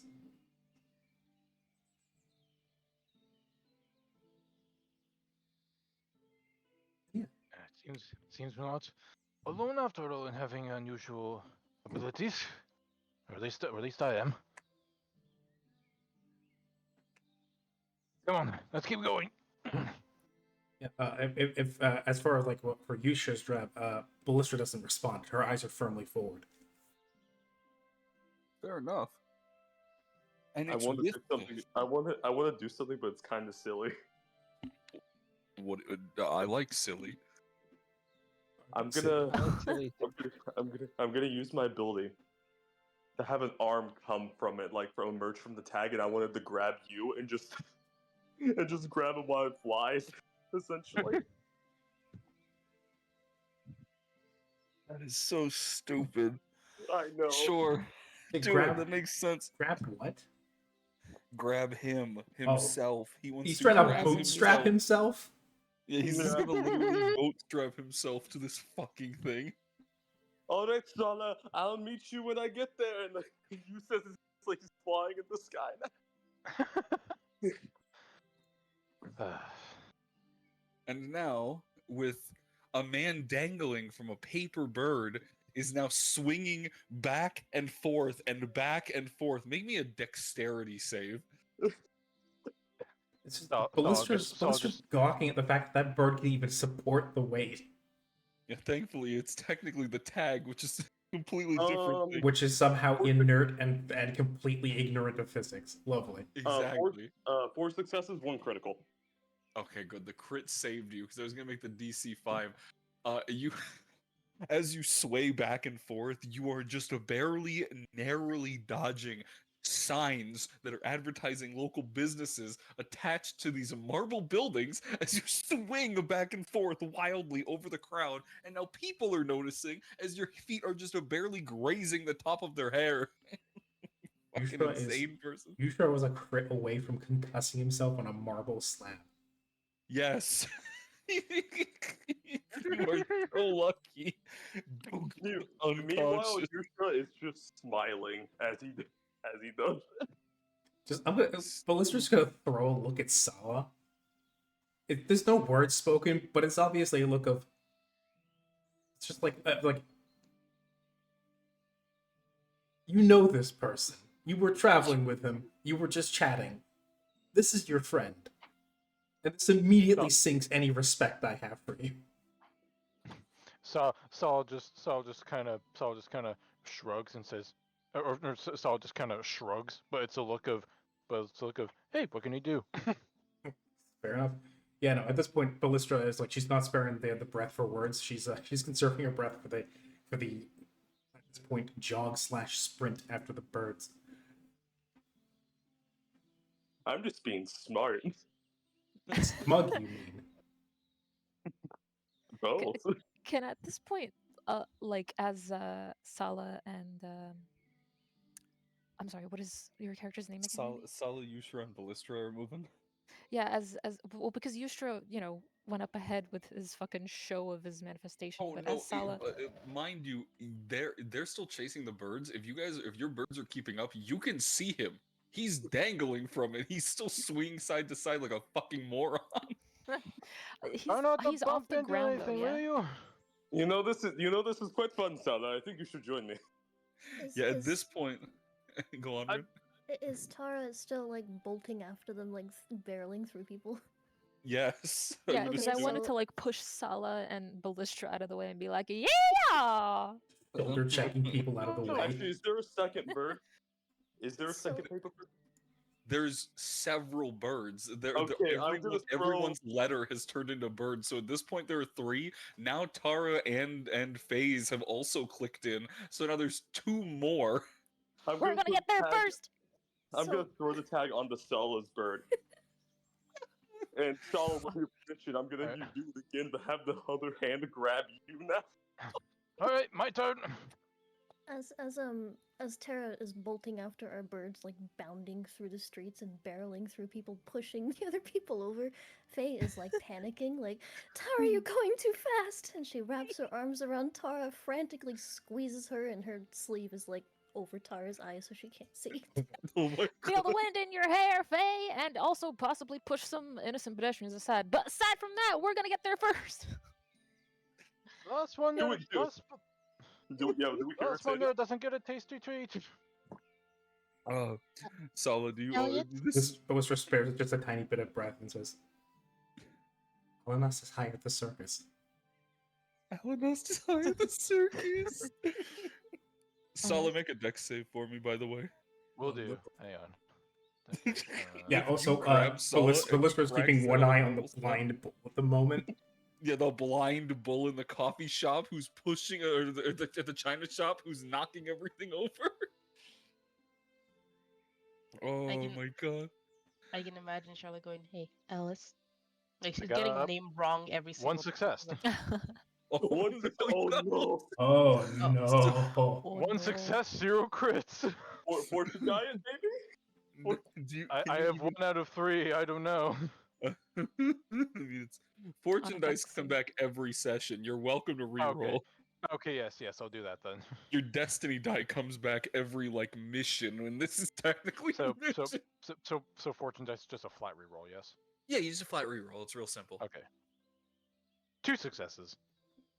Hmm. It's still not enough, Sala. I'm sorry. Fuck.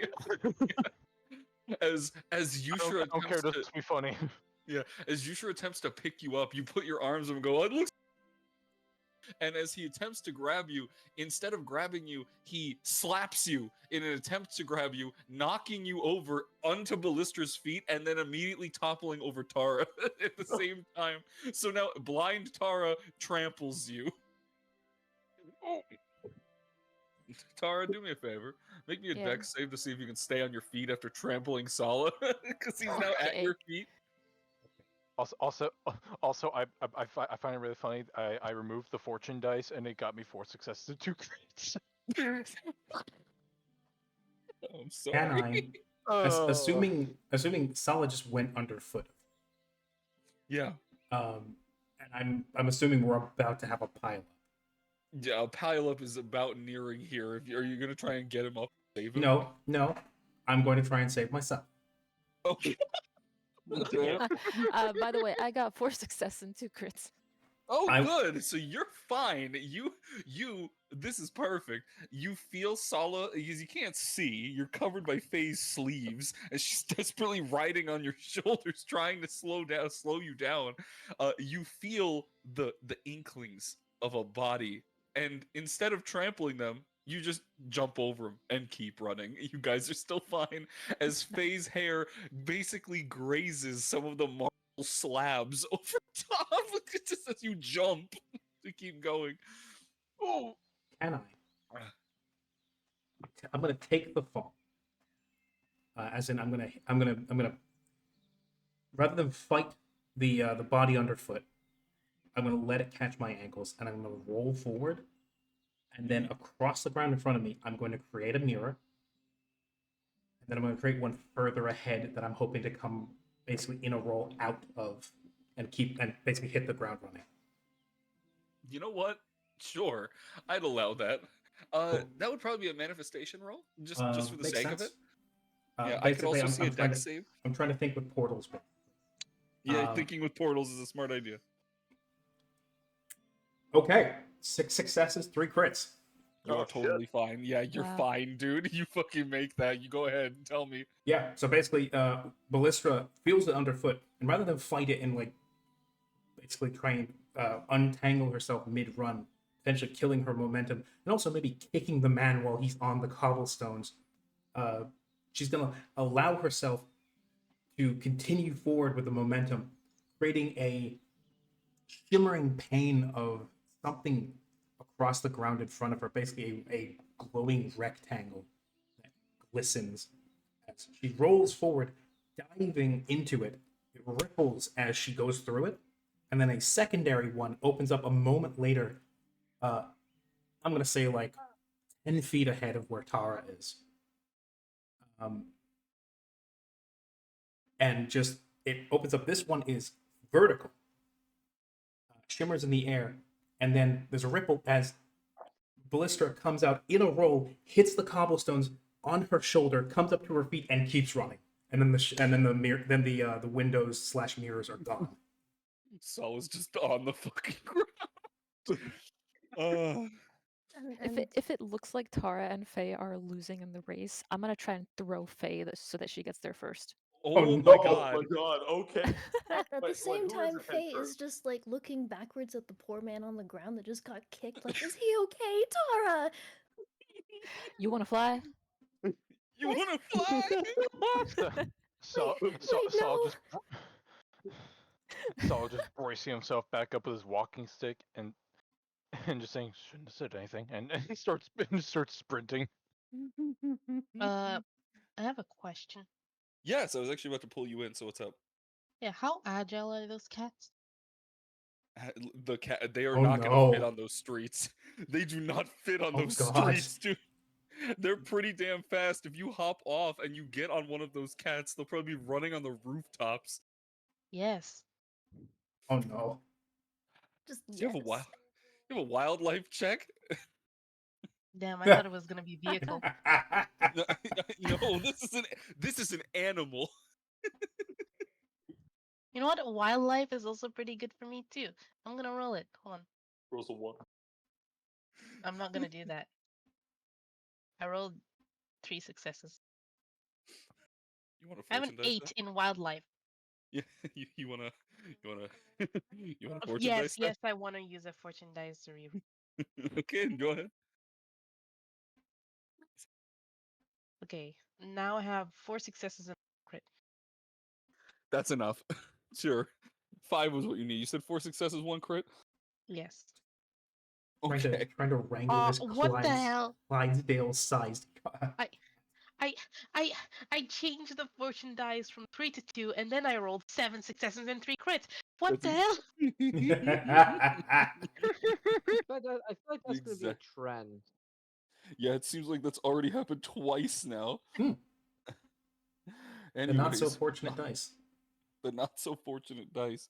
Oh my goodness. You would have been able to remember a decent amount of of oops. Sorry, 1 second. The child is demanding to. She wants to go downstairs. She got very mad that I was standing at the top of the stairs.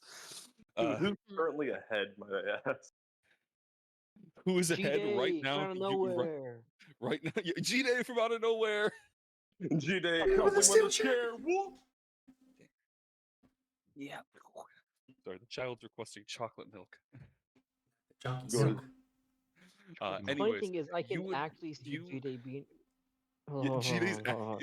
Here's the funny because thing. he's Go on, not. G-Day. Because it's because he's not trying to find his way. The people escorting him already know where to go. Yeah, he's probably actually like getting very close. Technically, G-Day actually. But yeah, no. This is when I was gonna say Cassian, and It's or Cassius rather, Cassius, and now I would probably be the last one here. But Charlotte, you having immediately gotten out of your carriage, seeing everybody running after things, you probably would have seen it in passing. It's not like they're very hard to see. And as this is going on, you, at the very least, remember from your studies that the Crexi are very endangered, but they're usually well trained and can take on some people if you know how to get on. And thankfully, you've remembered how. Distracting it just a little bit, you then got there and pointed their ears forward. And that alone set them moving. And in doing so, the Crexi only focus now on one thing, its target. Okay. And Yeah, the that's that. target being the bird, right? Yes, the target being the bird. However, the bird's in the air. And there's a lot of people on the ground. So then the Crexis met with a new problem. Well, how do I get in the air? And so, as you mount up, as you prepare yourself, as you get things going and ready to go itself, the Crexi looks at the crowd of people and then immediately springs onto the rooftops and begins springing over those rooftops, desperately trying to catch up. And you hear panic and confusion as you see this massive cat creature bounding and bounding and bounding along the rooftops and making its presence known. As Charlotte, I need a dex save or a fortitude save potentially to try and not vomit, or a dex save to not fall off. Okay, I'm gonna do Dex. 3 successes. You want a fortune dice? Fine. all right. 2 Where successes and everybody 1 crit. No, that's Well, Three. Charlotte. On the first jump, you're okay. You're able to stay stable. You didn't expect to leap onto the building, but you made it. Then the second one, and you're a little. And the third one, and you're very balanced. And by the time that it leaps to the fourth, you come tumbling off the side. As you are now holding on for dear life onto the saddle, as this thing is now dragging you across the rooftops. Can I do an acrobatics to stay on? You know what? Acrobatics makes more sense. I'll let you attempt to try and save yourself, but for lack of a better term, while you try and remount, you are being dragged along the side still. You are holding on for dear life as you are dangling while this thing is chasing after you. I swear, if I got these clothes are white. Oh, 5 successes, 1 crit. And okay, so as you're about to tumble off, you're able to swing your leg, and as you swing your leg, you're able to get back.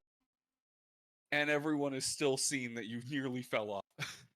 You are now technically in the lead. I'll remember Yes. their faces. I'll remember Oh, the. you know what? Do you know what? I see Charlotte in the lead, yeah. I mean, technically, yeah. Technically, you're still in the lead because you're midair. And they haven't captured the birds yet, but Charlotte is riding closer and closer on the back of her giant fucking lynx cat. Are there any birds ahead of my bird? No, yours is in the lead. Okay. Are you gonna start Spider-Man swinging? I was going to, yeah. Do I so, see, yeah, like, Solid at this point is definitely sprinting through the crowd as best he can. You got the hobbled man who got struck by lightning chasing after these things. He's got ran over by an angry bull woman and a very apologetic Tarshiki girl on her shoulders. I'm sorry, Charlotte. Would you like me to do it again for you? If you can. Okay, I will try it again. I'll try to grab Sala again. Well, before you try to grab Sala again, Cassius. Cassius. He's dead. Man, greetings, one is Cassius. My name is Cassius, and I am I am not beloved. beloved. I am not My beloved. name is Cassius, and I am Ashen. Yeah, I and I am, am I, Ashen. I am the Ashen one. He's Yeah, Cassius. hello, Ashen one. Ashen one. I don't foresee Cassius being the type to go sprinting after a bird once it leaves. He probably would keep up. I might be wrong, but when his bird shifts, how would he have changed up? Would he have sprinted? Well, what was the plan here? Two ideas. Very simple. The moment it took flight, he would attempt to send out a cloud of ash to, for lack of better terms, ensnare the bird and pull it down. That's another cloud, then solidify it. Mm-hmm. If that does not work, then he would actually summon a sound and, basically copying Charlotte, write it. I think for the sake of it, that's really funny that he'd ride on the hound. So why don't we go with that one? Alright, yeah, absolutely. Cats and Oh. dogs. These people, cats and dogs. Yeah, the question actually becomes, how much like a dog are we? That's a big ass cat that's running on the rooftops right now. I'm Sejuani in this bitch. I'm Sejuani in this bitch. Shut up. What's a pig? Whoa. Cat, Ooh. eat her. Eat her. Peter. Okay, I rephrase it. Which one's the pussy? Oh no. Anyways, Just as an we- average thing. Go on. Just an average thing. Oh, no, it is not. The people on the streets are oh mortified. no, it's cats and dogs flying. It's raining cats and dogs, and it's chaos in the streets. I hate Is Tara still throwing me? Yeah, I was gonna ask about that because Yes. I had to dip for a little bit to do something. Yeah, But we were doing Addy stuff. but the whole throwing Faye thing would have been like if it seems like either one of us wasn't gonna get there first, it would have been like Yeah, the right. last ditch effort to like That's just understandable. it's such a personal competitive thing because it doesn't even I don't think it even matters who gets there first. It just Oh, is we without all a get doubt. there at the same. Yeah, It really Just does. but like throw it's just me funny, forward you know. or throw me at one of the others, or Oh, I swear to Throw God, her throw through her the at me. doors. throw you forward so that you get there first, but if that means that we have to knock someone out in the meantime, like throw you on them, then so be it. Don't throw me. Don't throw Are her you at not me. missing Swear the to God. point that Don't you that throw was- her at me. I swear to God. What a great tone setter. Oh. I guess you is technically in the lead if you were gonna throw him at anybody. I swear to God, if you do it, don't you dare. Okay. Don't you dare. You should make a dex save, would you? And Tara make a strength save because this is the strength of your throw. oh, I guess I God, should this just is say happening. strength. Oh Yeah, dear. this is happening. As you should put a tag on my bird yet, or No, he hasn't yet. In Okay, fact, he's alright. probably in the process of doing this when okay. all of a sudden, fucking Tara sends face skyrocketing through the air. But yeah, let's see. Yeah, this is your own strength. This is a weird thing to make. I think a strength save makes the most sense here because it's just flat strength. So go ahead and just you roll strength. You Yushra, you know what? What's your Unless you consider Faye as smaller. Yeah, I was going to say we can consider Faye a small weapon or a large weapon, I guess, because she is human So I'm size. about to have this small person go flying towards me. No? Yes. And currently you are being grappled. So you're being grappled by yourself. So let's make the you roll strength for me, Tara. And Okay. whatever that roll is going to be the dex save you have to make to not collide with each other, because you're technically grappled and dangling midair. I got 4 success, no crits. Okay, do you want a fortune dice or no? Actually, let me see how many I have. I will say this real quick: 3 successes, 3 crits. So you have to beat a 6. Faye's gonna go flying into the stratosphere. You know what? Yeah, since we get fortune dice back every new session. Every session, yeah. Yeah, I will fortune dice that. So it means that I get a reroll? Or do I Yes, you just straight get up like... You get a total reroll, so it rerolls the entire result. Okay, hold on. While she's doing that, Faye is just hurled through the air and is calling out in panic, and she's covering her face with her arms, and she brings up her knees, not thinking that she should probably be paying attention to whatever or whoever Oh, she's no. flying towards, Turned just into a- screaming. He's formed Yeah. into a perfect Hey, cannonball. Hey, can you please take a Ganger and timer menu, folks? I feel like that's That- very accurate. It's a, Yes. it's a fastball That's special. 100% what's happening. It's the fastball special, only really not. Also, it's unfortunate I fortune diced that, but I got a worse result, so it's just 4 success. I am so sorry. Fuck you. It's okay. And Why do I hear a screaming person coming my way? in an uncharacteristic of team attack. Yeah, this is team attack. Ballistra is going to see this small girl flying through the air, screaming out for help, covering her face, curled into a ball. The dangling blind man bobbling back and forth. The cobblestone streets, the birds, the crush of crowds panicking, scattering in different directions. The woman in white on the roof, barely managing to clamber back onto the giant cat. And then Ballistra's going to be sent back into the past of roughhousing in the kitchen. One of her younger brothers clambering on top of one of the countertops, falling, bashing his head on the floor, blood everywhere, screaming. Mom's angry. Oh my God, Ballistra, why didn't you do that? Why didn't you save him? You're the older sister. And then suddenly, I'm going to put out a mirror to try and stop Faye from hitting the cobblestones.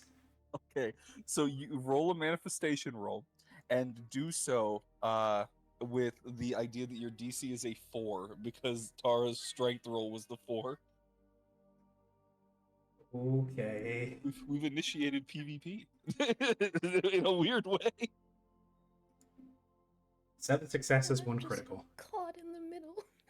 And Ballistra, she's like, okay, if I try and redirect it, I might be able to like fling her in a more safe way, but she doesn't look like she's ready to catch herself in a roll like I can. What the fuck do I do? Portal down in front of her, one just underneath Faye.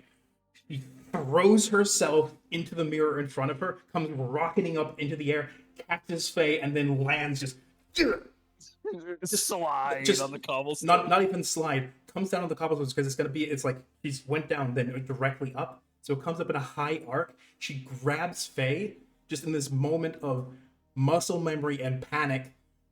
High arc comes to a stall and then falls down, and then rigid as hell, her heels hit the cobblestone, and the impact shoots up through her body through her heels. Ah! I'm gonna tackle Ballistra. Oh my God! Because I have to protect the person I'm supposed to bodyguard, and I see this as she's attacking her. That's so funny. Faye is just like shaking and grabs onto Ballistra's shirt and is just staring up at her, very confused. Just Ballistra looks back just as confused, and then suddenly, whoo!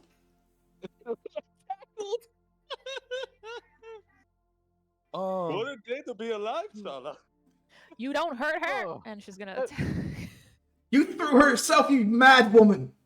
At this point, a crowd is gathering, and while this crowd is gathering, you smell volcanic ash as a gray, sullen creature comes sprinting past you all, whilst you're just a 3-lady pile on the ground, and it jumps over you and continues dashing away, going after. Meanwhile, there's still all this hectic chaos going on as you begin to approach the docks. Yushra, you would see this first, as you are, by all accounts, still in the lead. You kind of bore witness, more so you sensed, that Faye, or the small little girl, was thrown at you. And while that was very strange, it was then only doubled up by the fact that as you attempted to follow her with your eyes, another woman appeared, caught that woman, hit the ground, and then was tackled as you fly away, still swinging. But thankfully, you can begin to smell. Matryoshka pile of ladies. Yeah, exactly. I said a dock that doesn't make much sense. I should have clarified. Judging by where Alanost is, it's not a dock. Close to the lake, but not really the lake. Yeah. It's not really a lake. You instead are making your way towards, what can only be described as a large marble tower in the center of Alanost. This, for the people who live in Kalan, would know that Alanost, and their primary states building, has been designed after the Aryan capital, just to show some reverence for their Aryan population, as a spire similar to the one that they had, at least as what the stories told. No one's seen them. And because of this, you're approaching rapidly, as all of the buildings follow that kind of path. Then you can hear the frantic panicking of a cat as you swing a little closer, and catching up to you is a predator. A giant lynx monster is chasing you with an angry, tanned-skinned woman focused very heavily on going forward. I take it you're after one of these birds, yes? You should just casually say, is he dangling there still? Talking to Charlotte. Yeah.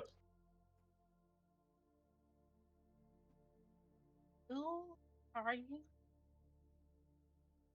I'm one of the, with one free hand, champions. He's got his one hand free champion.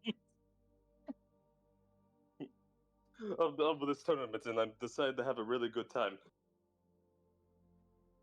This man's literally giving himself a wedgie and he's still finding time to be sassy.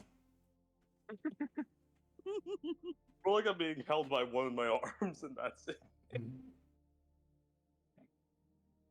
Well, partner, I don't know what's going on, and I don't know why these things are flying, but I'm gonna get there first. God, it's an actual race. What's with all of you in challenges? And Yusha says he swings over like a guy's like stall, takes something and just like destroys his like cabbage stand or something on accident. Oh, sorry.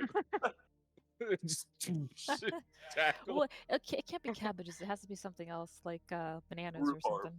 Okay, Bananas. rhubarb. Rhubarb.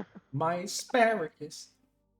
Oh, My variety, my assortment of vegetables. my colloquial fruit beautiful name. assortment of fruits and vegetables. My seasonal crop. My seasonal crop that I don't have a name for. My edible arrangements, no. Shut up. Not Okay, my we're gonna get potpourri. I'll kill all of you. Okay. Anyways, while this fucking debate is happening, while you destroy this Not my man's banana cart. cart, yeah, my cart with fruit. Anyways, while there is now the lady pile, followed by dog, followed by Sala, who is quickly overtaken by dog, followed by Charlotte and massive cat, followed by Yushra swinging like a fucking moron in the sky. You all begin to approach. Wait, how big is the window that this thing is making me go through? It's not making you go through a window, buddy. It looks like it's gonna stop right at the fucking gates. And so, if it doesn't, I'm telling you this now, you're swinging facing back at Charlotte. I don't think you even know where this thing's going. And even if you did, you're blindfolded. That's true. You can't see. So this fucking thing is gonna crash down on the ground. Blind man drive. Good point. I'm not the one driving technically. I'm just hitching a ride. Oh my god. you are met with the grand steps. These marble steps that surround this central area, this tower in the center, this spire of sorts, is only accessible by marching up these steps and clearing the gates through the guards. Well, these birds seem to be taking you to the top of the steps. But again, there is a gate. Rather, there is a stone door, a marble door that is blocking it out. So as the first one to technically arrive at this point would be you, his bird begins to unfold from its bird form and turn into a piece of paper, which causes it to start falling, which causes Yushra to start falling. Can I roll a dexterity? You can make a dex save to try and not crash crash down the flight of fucking stairs. Wait, can I also Fucking give can me I make a acrobatics? dexterity? Can I also maybe acrobatics, or does it need to be a dexterity save? I'm fine with either one. I think specifically because you're falling, it has to be a dex save. But Okay, I'd allow, I would allow acrobatics in some capacity to maybe not hurt yourself as bad. Okay, so dexterity save first. Yeah, let's do a dexterity save first. See if you can make it. 5 successes. Okay, yeah, you're fine. You get the feeling as the wind shifts and you start folding and folding down that oh, this ain't good. And how do you get down? So it's still attached to my. So it's still attached to the. It's still attached to the paper. That paper is just becoming actual paper. It's turning into like a wad of paper, like someone's about to throw it into a trash can or something. A trash Yeah, bin. it just turns back into a note. Do you know what? I guess thinking quick, you'll throw yet another tag onto like the gate, like the little wall, and then you'll call upon another hand, grab him and grab him while he's falling, essentially, and then just safely put him down. Oh yeah, well you know what? I pull out my spell book. I was a wizard this whole time. No, I'm I kidding. hate you. Excuse me. Excuse me. Oh no. No, I cast. Frey gets it. Tungsten. I cast tungsten bones. I release your inhibitions. Feel the rain on your skin. Stop. God damn it. Anyways, you land safely at the gates. And you are the first one, technically, to make it. Congratulations. And then followed by Charlotte. Yeah, this is some bullshit. Don't worry. Yeah, I know. Sadly, if they let the prisoner run, they'd stab you to death. So, I'm sorry, Gina. Second again? Second again? Yeah, actually, in a very traumatic moment, Charlotte has to live with the fact that she landed here second as well. That's her first impression. And that's her first impression. Oh no. There's no problem. There's no problem in being second place, I think. Followed up on Mount would be Cassius, who would have chased along with his ash hound. Then Sala, who, even though he is using a walking stick, didn't get tackled. And then I'm sure the three ladies will eventually. Eventually, when Ballister's able to disentangle herself from the mad bull. The mad like, bull. He'll throw somebody else. You're mad. She just kind of like she tries her best to both disentangle herself and push Faye like out of the pile so she doesn't get like in the inevitable Squished. flailing. She doesn't get squished underneath all of that. No, Tara's got Faye like next to her, like you know when you put your arm around someone's shoulder, but she's holding onto her so tight in an attempt to protect her that she doesn't realize she's slowly strangling her. And Tara's going to Ballista saying, "Well, listen, I'm not mad. I don't like violence, but I'm here to protect her, and you attacked her." Mind you, this was after you collided into Ballistra's back when she was holding Faye. Yeah. Which means you came down on top of Ballistra. Faye was underneath Ballistra. You created a sandwich, to which then it became a pile that tried to disentangle itself. Yeah. I'm just As you do. slowly choking. Oh, sorry about that. Sorry. And she lets go and kind of brushes dirt off of Faye. Ballistra likewise is just like dusting herself off. It's just, who throws somebody else? That's insanity. Well, I don't know. Is she supposed to be your I friend? just assumed we were supposed to get there first. I'm looking at Faye. I'm like, is she supposed to be your friend? She's supposed to be your friend. Well, yeah, we met some time What kind ago. of friends? What kind of friends throw each other? Listen, I'm knew sorry. I thought. I don't think she was trying to hurt me. Are you sure? Because I see cobblestones. Well, I know what I was trying to do. I can do it, What were you trying to do? As a matter I was of trying to fact. get her there first. She's very capable. It's not Where, like I to was the throwing afterlife? someone. Well, I was trying to get her in front of everyone first. She's capable. She's not like, a weak, incapable individual. I believe in her. She can land on her feet, and she did. And then you tackled her and tried to attack her. I saw somebody curled into a ball screaming. While the two of you are talking, Faye is focused on is looking the two of you over as you're dusting yourselves off and kind of like still kind of shaking a little bit from all of that and asking, are you both okay? I've had worse roughhousing with my siblings. Yeah, me too, actually. I also roughhoused my siblings, so I'm doing pretty good. Right. We actually had somewhere to go, didn't we? I'm looking around for the birds. I'm looking around for the rough collective of mad people and eccentric weirdos. Sola, I made first place! There they are. Oh, him? Really? Yeah. He was bootstrapping himself. That's fair. I'm just running after Tara. Why did this have to be a contest? I was aware it was a contest. I just assumed that was... I was just trying to follow my bird. Yeah, we were just following our birds too, and I just assumed we were supposed to get there first, I thought it was like a first come, first serve, and I wanted to guarantee our place in line. She just sighs and follows Tara. That's not how it works. That's not how it works. Tara goes up to Ballista though, and then goes, so anyways, No you come here often? Excuse me? Huh? Just like she's like halfway to reaching for the jug on her hip, just like. And then Tara's got like one hand on her hip, and she's like very obviously trying to like flex her biceps. I come from Christina? I don't fucking know where that is. Anyways, onwards, and then she just passes by.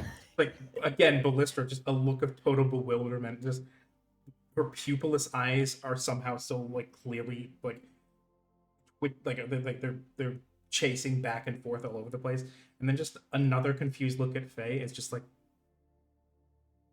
then just a look of pity. It's like this. You must travel with this quite often, and just like. With that, she's like her hand finishes traveling to her hip. She unhooks the jug, pops open the cork, and just pours a little bit of what looks like oil in her palm before corking it shut, and then rubbing that on the abrasions on her like shoulders and arms. She is very used to Tara's tactics and just kind of sighs as she follows alongside Ballista, following after Tara. And as you watches see, her not the. she asks again if she's okay. I'm perfectly fine. Rub some dirt and we'll walk it off. Honestly, I'm just worried about the impression this will make on our employer. And speaking of impression, as Fray said before, that people, there's onlookers in the crowd, just like normal citizens watching this all happen and kind of, running out of the way, running away from the chaos. As Tara proceeds to go follow her bird, she's looking at various women in the crowd and like doing like finger guns and like showing off her biceps and doing like a call me sign with her hand as she's walking forward. Your friend is expert. Yes, that is one way to put it. She's like this quite often. My condolences. Regardless, I suppose any hope for. I'm hardly one to speak at this point, but I suppose any hopes of being covert on part of our employer is likely out the window by this point. I suppose so. I suppose it's just as well. Perhaps this can come as a way of demonstration and demonstrating our own competence and our own powers. Though I'm quite confident that was not the intention.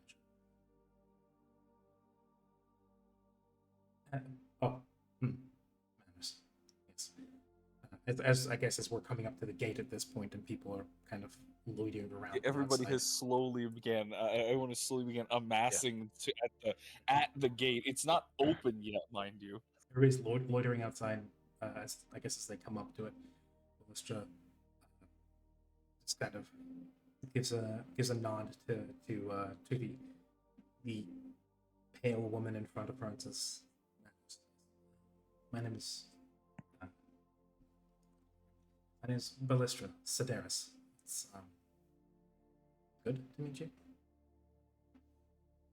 She nods back and she's paying a lot more attention to the crowd around us as they kind of get louder.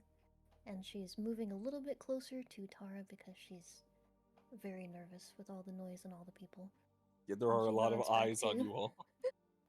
And then- Yes, I am Wei Fei, but you can call me Fei. It's nice to meet you. It is then.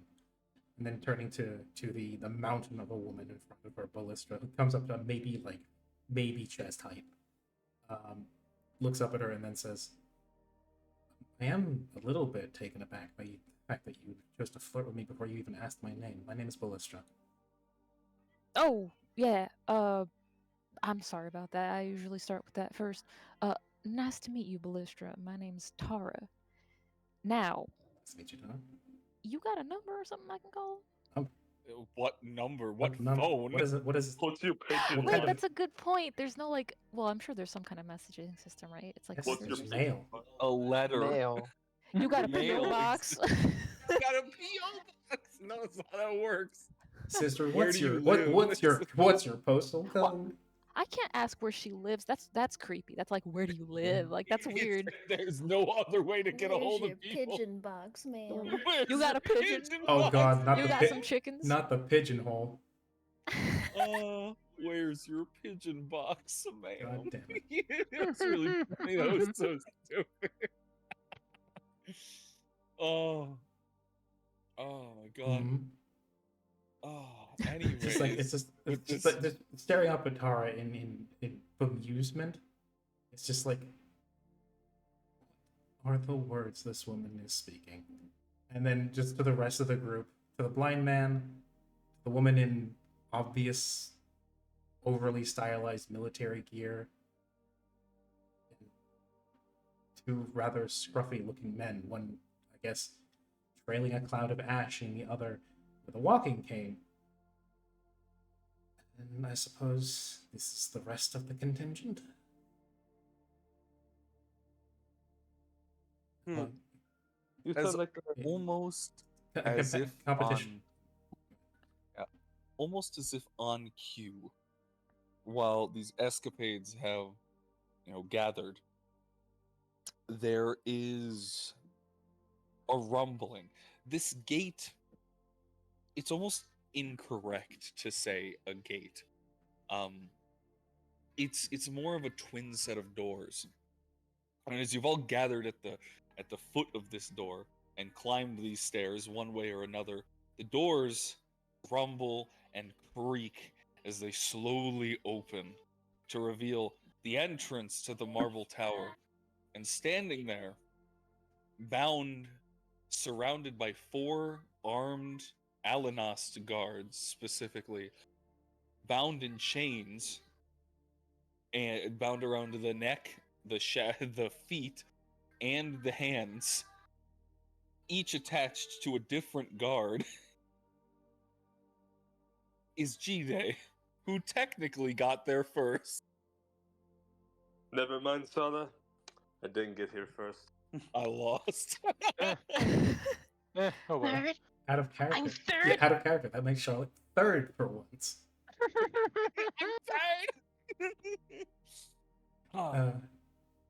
Waiting there, just behind him, you see someone else is approaching with, it seems, a fleet of guards is the best way to put it. I would say a procession, as the doors are opened for you all, and at the head of this approaching group, following up just on the side of this man in chains, would be a well-dressed man. He's middle-aged, getting a little bit on in years. I'd say probably about, if from first glance, in his late 50s.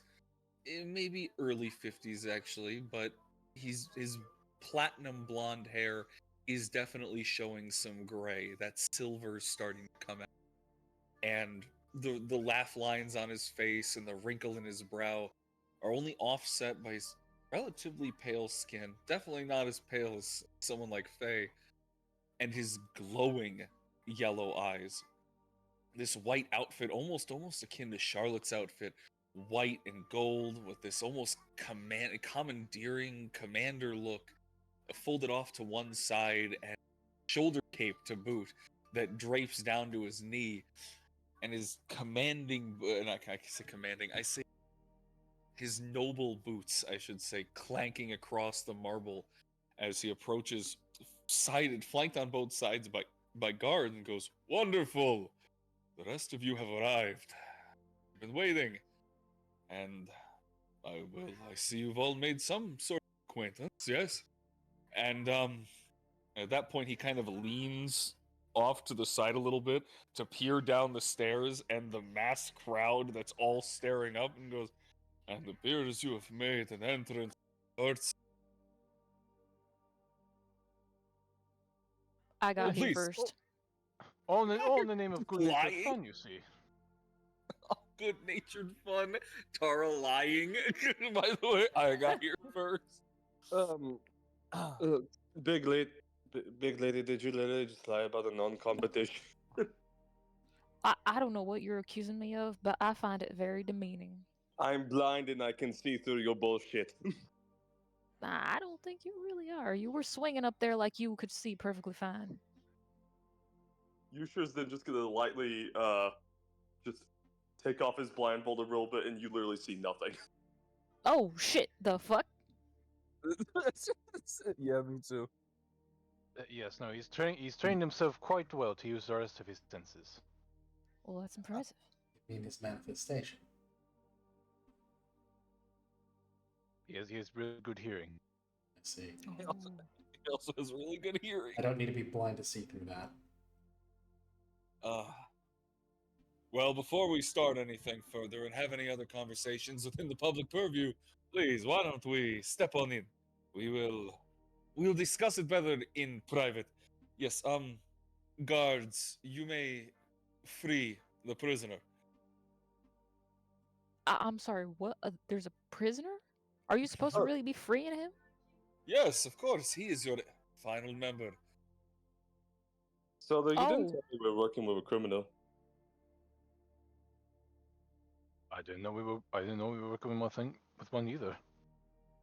You learn something new every day, it seems. Just like Vizra. Just like home. Interesting. You hear there's almost an uncomfortable shifting in the armor of the men who are flanking this man.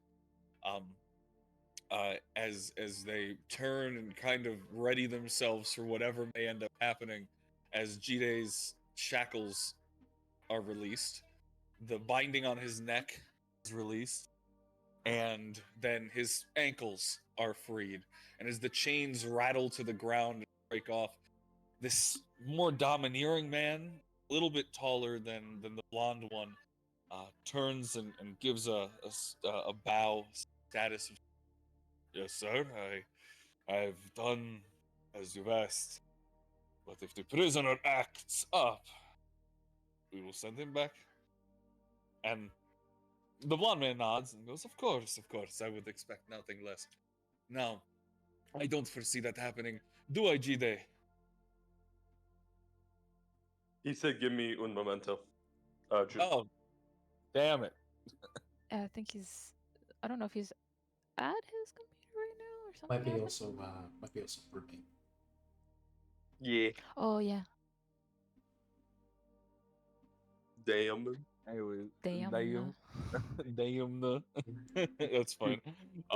We'll go back to that later. In which case, it's just like Blizzard's gonna say, then if you're so concerned with the public eye, shall we take this inside?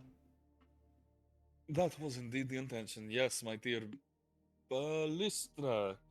You match the description they gave. Such as my name, yes. Indeed. It is a pleasure to meet you all. something. I'm here to fight. Oh yeah. As Jules put it, Jide said, "I'm here to fight where I need to, nowhere else." Something. Yeah, that makes sense. Um, yes, but where are my manners? I, we shall take this inside. I am your benefactor, after all. And he gives a slightly formal bow himself, albeit a little. Crossing a hand over his chest, just dipping a little bit forward and going, "My name is Caspian Monteriani, but please, Caspian is more than fine. I am the Archon of Elenos, and, well, its leader. I see that my little trick worked, and all your notes, which had led you here, uh, drift back to his hand. And he goes, I have a little trick myself. Yes, it was very lucky that we were able to find you all on short notice. Let's, please." And he beckons you inside as he turns on his heels and marches back along with the group of men on each side. Roughly about 6 soldiers on each side are flanking this man as he turns and starts walking towards the spire. Shall enter. Yeah. This is better than the average visitor home. And, Tara will let Faye go before her. I think Faye would just move up behind Tara and grab onto her. You have a belt, right? Hold on. Get a belt. Hold on. Yeah, you have a belt. She'd grab onto your belt Yeah. with like a timid hand. She doesn't say anything, and she'd peek around you and prefer to follow you instead, I think. Yeah. Oh yeah, you have like a belt and a hip handkerchief? What is that? Yeah, because I was trying to go for like a cow lady, a cowgirl look, but I was like, they wouldn't have flannels at this time period, so I just, I was like, it's some kind of rag or something for the art.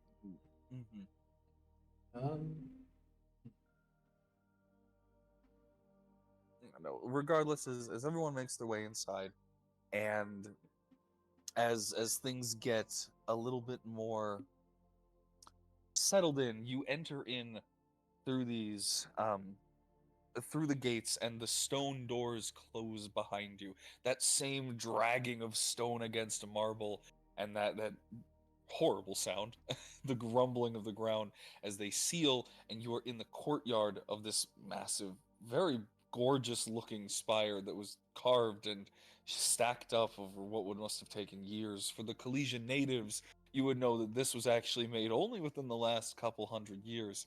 And more so to mark a great victory with Alanost becoming a grand state.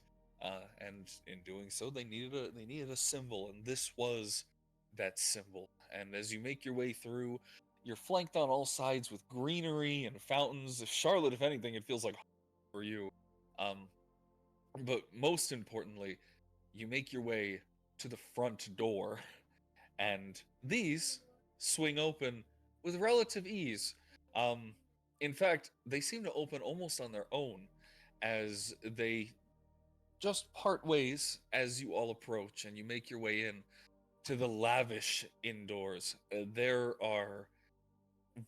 There's all comforts as you would imagine.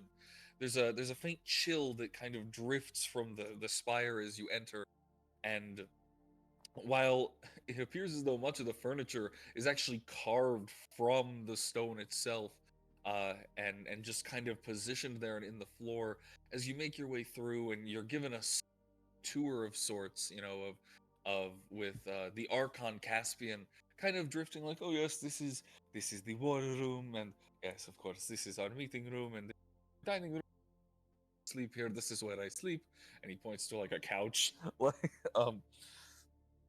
Eventually, as you enter into a main floor, he takes you up a large, kind of, what's a good way to put this? A curved staircase, where it's wider at the base, it gets a little bit thinner towards the top. As he leads you on in, and he brings you into a door, a small little meeting room of sorts, he pushes the doors open himself, to which the guardsmen, following the entire time, begin to file out to the sides of the door and surround almost like vantage points. And eventually, as the door opens, he reveals a large table with 9 seats. One at the far, actually none at the end, funny enough, but only one at one of the helms of the table, which is where he promptly sits down and goes, "Please, please, thank you for enjoying my little tour. Why don't we get down to business? Take a seat." So, could you put me in the right direction? Yes, will do. And yes, he shall do so. Understandable. As soon as you all take your seats and get situated, yeah. Yes. Are there chairs at this table, or is it just sort of a? Oh no, there are most certainly chairs. There are 8 chairs, 4 on each side, and then there's a one at the end, which is the 9th seat, which is where the Archon has sat himself in. Is there food?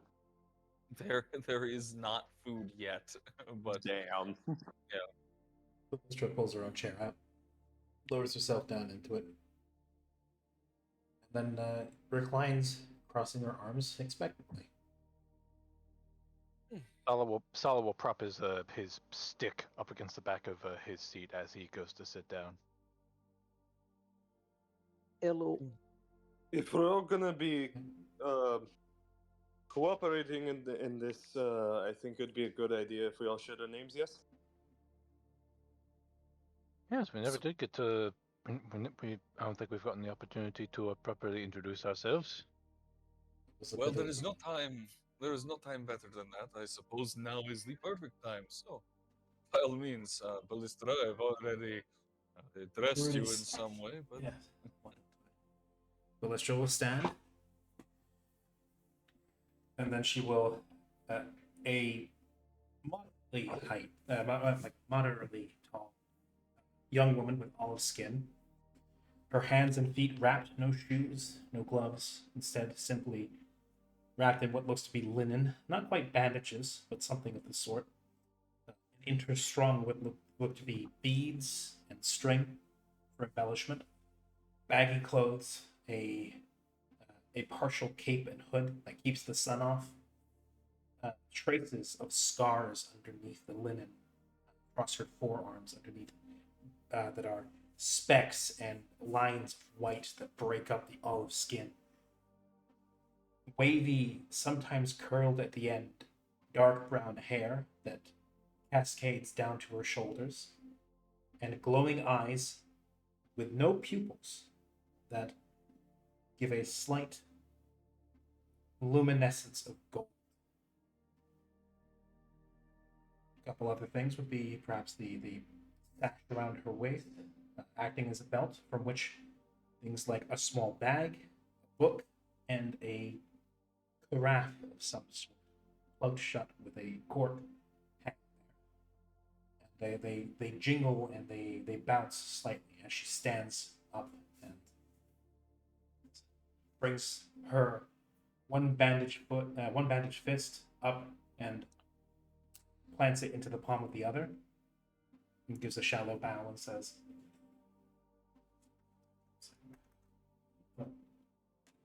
"My name is Ballistra Siders. I come here on the behest of Alanos to participate in the tournament. I suppose we will all be traveling together for a time. It's good to meet you." She will slowly, measuredly, puts herself back down in her seat. Very nice to meet you. Pleasure. Yeah.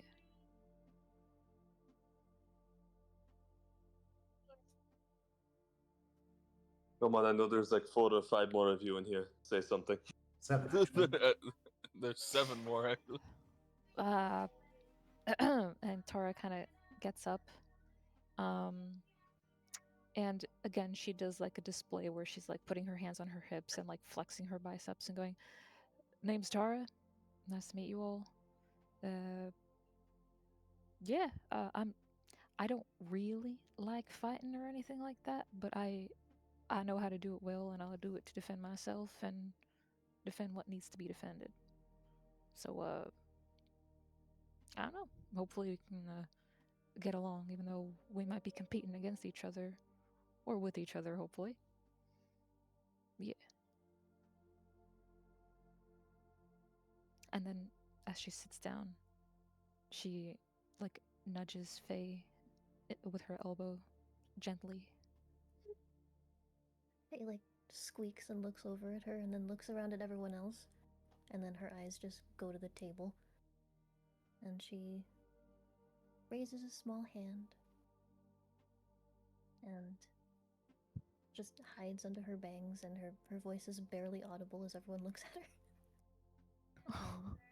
Faye is incredibly pale, with long white hair and blue eyes. Her hand will go to her snowflake hair clip over her right ear, which is a nervous habit. She'll do it a lot. Hello, I'm Doi Faye, but you can call me Faye. It's nice to meet you all. She just trails off and says nothing else.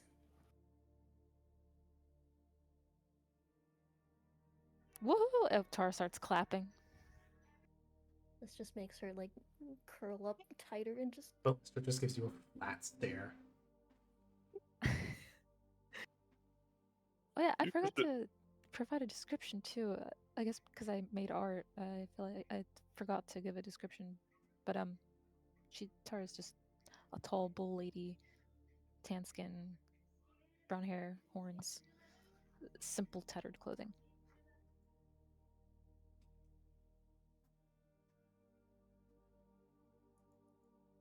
And massive biceps and pecs and a six-pack that you can see. Lady, I think you're describing yourself to me, but it still doesn't help. My name is Jide. Nice to meet you, Jide. Very nice to meet you. Yes.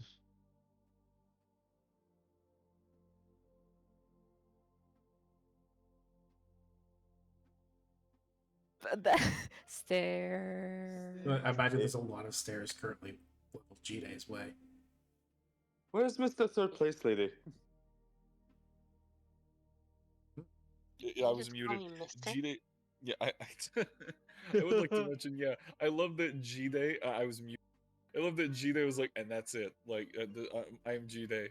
Period. And that's it. Move on. When this is the only one who didn't get involved in the race, and two showed up completely bound in irons and shackles. Yeah. Cassius. So Cassius is. He looks a bit rugged and raggedy.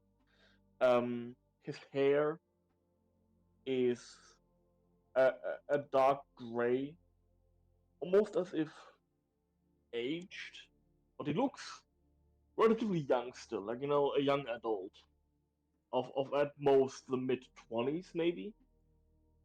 And he is dressed in traveling garb that, despite looking to be of decent quality, already looks well worn and especially dusty. In fact, his entire body is covered in a very delicate but visible layer of what you assume to be dust, but upon full inspection is in fact ash. It coats everything of it on his body. And there's always a bit of residue left behind when he, for example, sits down somewhere or stands somewhere for a prolonged period. Underneath this linen and leather traveling garb, you can just faintly make out a bit of chainmail. There is armor beneath all this. And he has, in fact, a short sword strapped to his side. This soldier, guard, question mark, from the looks of it, who's been quiet up until this point, kind of just sitting in the middle of all this chaos, just observing, stares at Jide and goes, You You were clasped and chained. Why is that? Are you a danger to us? Oh, someone stop I drinking am- some tea. I am simply here to fight. Nothing more, nothing less. Does knowing my past, why I'm here, make you feel safer? You saw how I arrived. Does knowing why make it any difference? No, it does not. You were a prisoner. You are a prisoner. And you fight on someone else's behalf. I'm fighting for myself. Once I win, I am no longer a prisoner. That is all I need to know. This is all you're getting to know.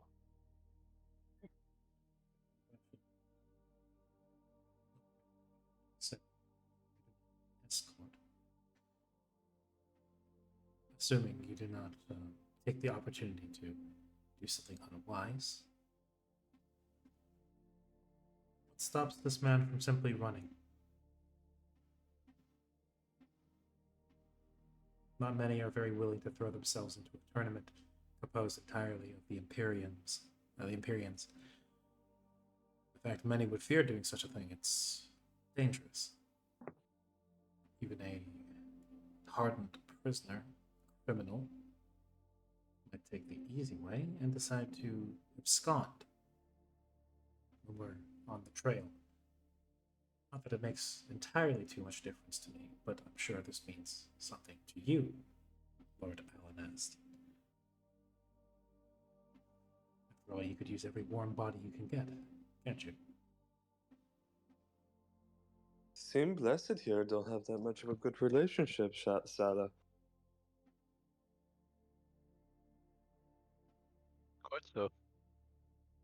I should interject, at least to some extent. Jide here, um, is indeed a prisoner all the way from Sarkal, but he is a participant in this tournament, and I have utmost faith that at the very least he would not forsake the chance of freedom. And, well, to be frank, Mention of Sarkal, Ballistra's her eyebrows will raise.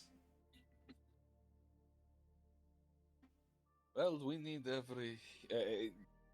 The Archon will notice this, and Caspian will turn and kind of almost give like a wave, like a calming, like a calm down type of gesture with his hand. Not so crass and disrespectful of like blowing you off, like a calm, like a simple palm out and go.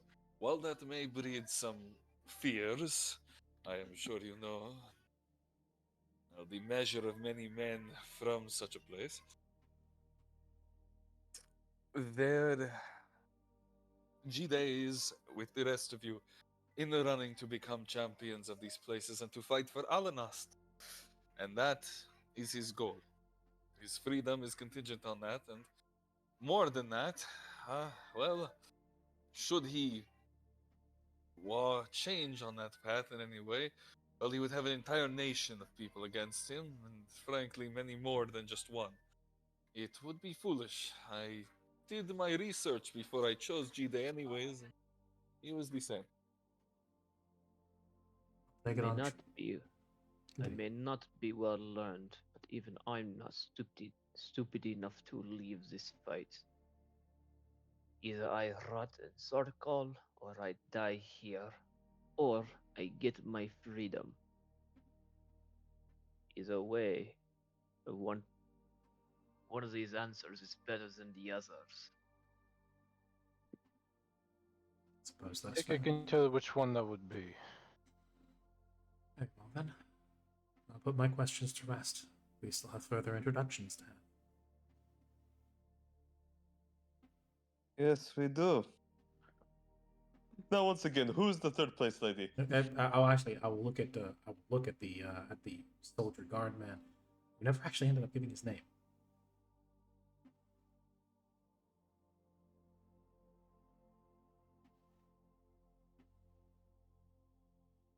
Damn. Did And you still won't. Cassius Turn is to Ed. quiet. He melts. Crumpets. There. I am that I am. Did Cassius just say stare?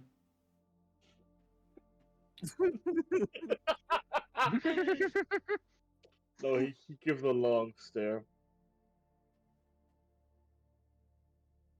My name is Cassius Chiron.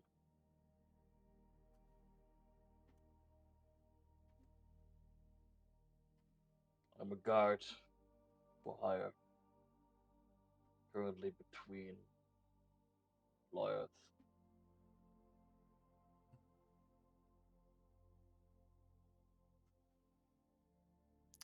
Who are you hired by? Or if anyone at the moment? Currently no one. Oh, good. I have left my previous employer behind. And I'm glad of it. And who might that employer be? You don't need to know.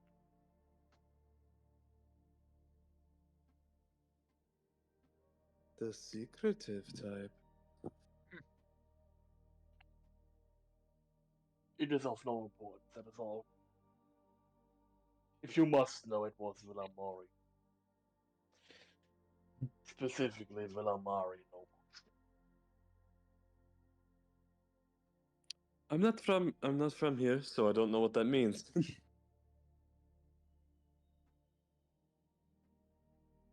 I was hired by bad people to watch and make sure that good people do their job for bad people.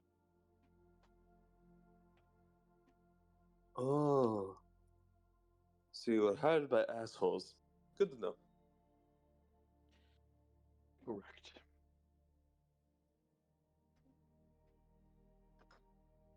It is not something I like to talk about, so if you don't mind, let us leave it at that.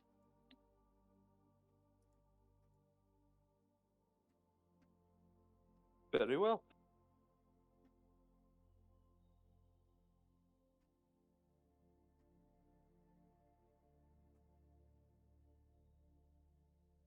So, who will go next? Probably Charlotte, because Yeah. Charlotte's falling asleep. Oh, fair. Yeah. Yeah. Good. Third place, apparently. Third place, lady. My name's Charlotte Kezlastaya from Paral. You didn't talk. Someone used their manifestation a little too much today, I think.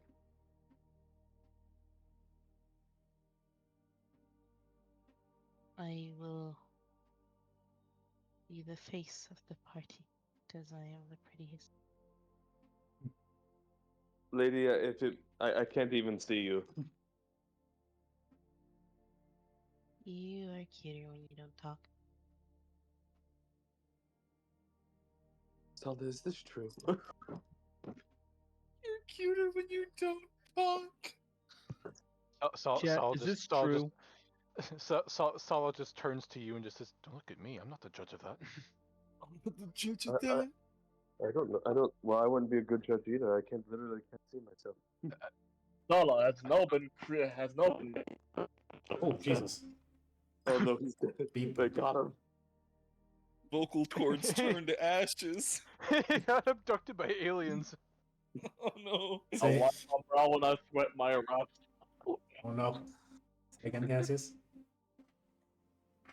Nala has now been made the judge of aesthetics. Oh no. Local homeless man becomes leader in RuPaul's Drag I Race. guess he is the expert on if somebody's style is dusty. That's true, I suppose. Sal just looks at his clothes. Yep, dusty. Looks at you's clothes. Yep, dusty. Looks Dusty. like Cassie's clothes. Very dusty. Very dusty. This gets the Cassius marker approval. I rate it 8 out of 8.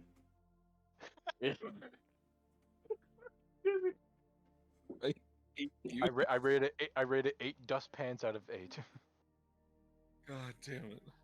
8 dust bunnies out of 8. There you go. God damn it. The volcanic ashes of Villamori tend to stick to you for a long time. Wait till you've been the visitor. The sand gets everywhere. God damn it. Anyways, I would like to do the honors of going next. I think you first. Wait, Also, this is totally not me. I had to go take out the trash. I'll be right back. You do your introduction. Yes. I think you first, Sulla. Be right back. So, and he will rise a bit briskly, or rather swiftly, I should say.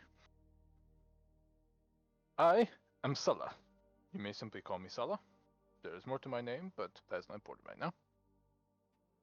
Me and my friend Yu here, from far, far away from Visa.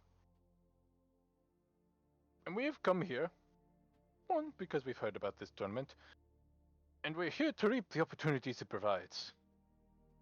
Of course, we've both been wondering for quite some time, me probably just as much as him. I know not if we will earn glory in these fights, but I know for one thing that the experience will at least be beneficial. That being said, I know the challenges ahead are quite daunting, but that's not something to frown at. Challenges are something that's exciting. It's something that is... Ooh, what do you say? It's inspiring, you might say. With a little bit of a spark in our step, as he says, as he quite literally brings up his hand and snaps his fingers as a little miniature bolt of lightning sparks up out of it. I think we can accomplish just about anything. Cassius flinches a little bit at the lightning, and then does a Grimm's thing where he pretends like he totally didn't flinch just now. And before he sits down, he motions over towards Tar and Fez, says, "By the way, no hard feelings about earlier. Accents happen."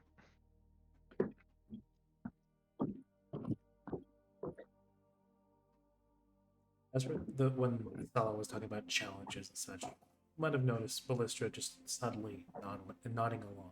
Not strongly, but firmly.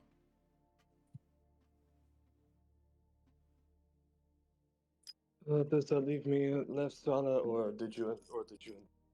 Yes. Yes, he'll give him a pat on the shoulder. Says, "All yours." I'm used to. I think that's about it. I got no eyes, so I can't see any of you.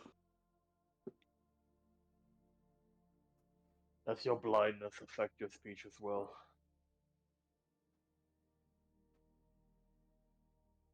No, but not being a native Galician probably does, yes. And where do you come from? Same place as this man right here, Visra. Very well, that's my curiosity figured. No, ask all the questions, please. I'm interested in answering all of them. As many as you can. As much as that would be bracing. We have a reason for being here. Introductions are finished. Also, actually, real quick, I never gave a description for Sala. He is a rather rugged-looking man. He has scraggly brown hair. He has dark skin, obviously, being Vizran. His clothing is very helter-skelter, very patchy, very cobbled together, scavenged. Lots of straps on his arms and on his shoes.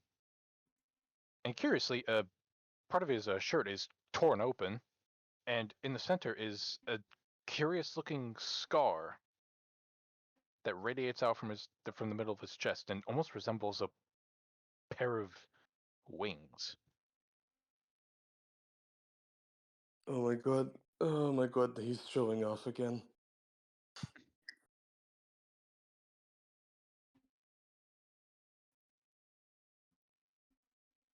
Off the battle scars somehow. He kind of mutters to you. I mean, we all have scars, literally, figuratively. I think Quite with the both so. of us, literally. But regardless, yes, Ballista is correct. I believe that is everyone's introductions out of the way. Indeed. And give me a moment. Just pull something up.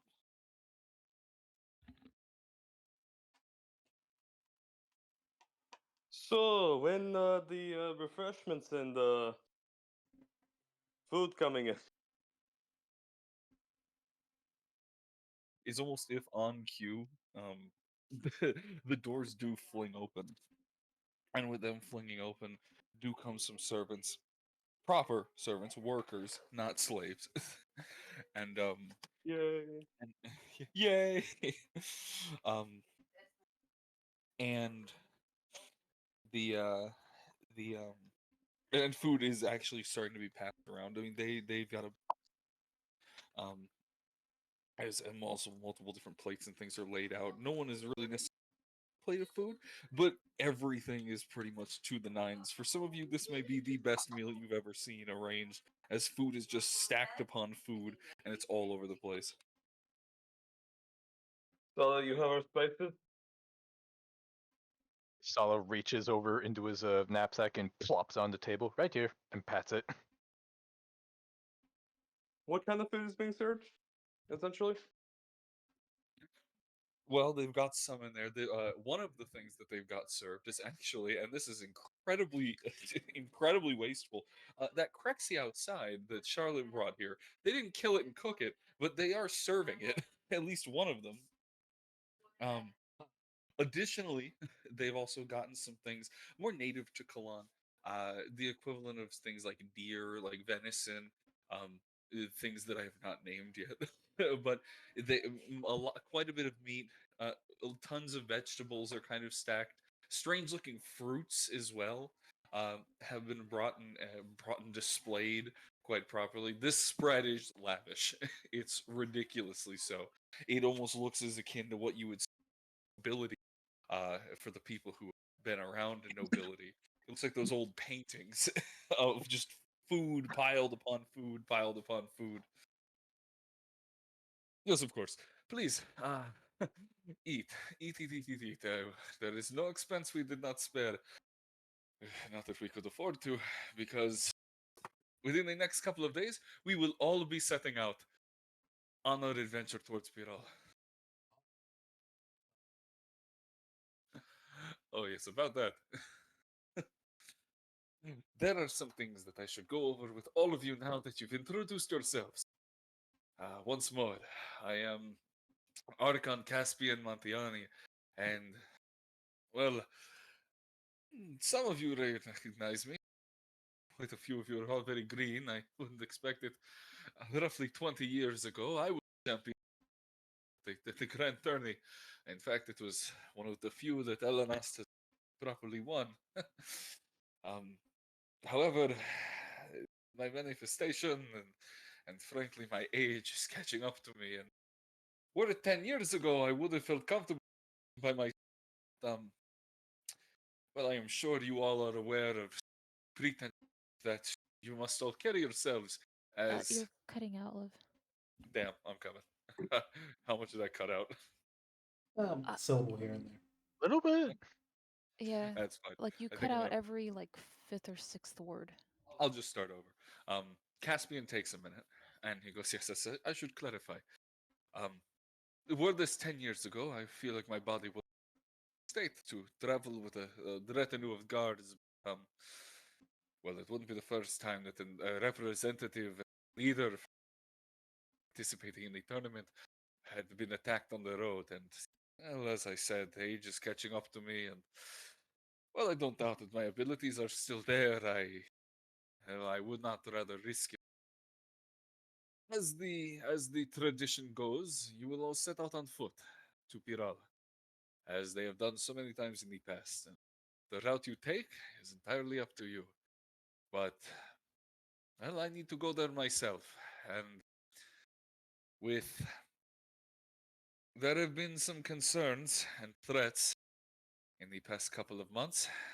Some of you more traveled may have bore witness to it, but there is quite a strong presence in, well, both the northern and the southern regions of these free men, bandits, if you will. And, well, I would rather not risk anything negative coming our way, especially if I am to display our winnings. If I did not have a retinue with me, it would be very unfortunate if you all made it and I. So, yes, I've decided, against the better judgment of my advisors, that I will be joining you all as a drifter, a wanderer. You should keep your. Put this. It would be better and safer for all of you if you kept a low profile. We are 8, 9, counting myself, and, well, it doesn't necessarily look good to say, oh, you are participating in the tourney. Many, many city-states would do everything they could to kill you on the road. The sooner that we can participate, the better. Disguised or not, we will be traveling with an Archon. Low profile is out of the question. I hate to be that type of person, Mr. Archon, but we already failed at that. I'm sorry, what was that? We already failed at that, at keeping the low profile part. Yes, the scene out front was not exactly subtle. It was Ah, fun. they'll forget about it.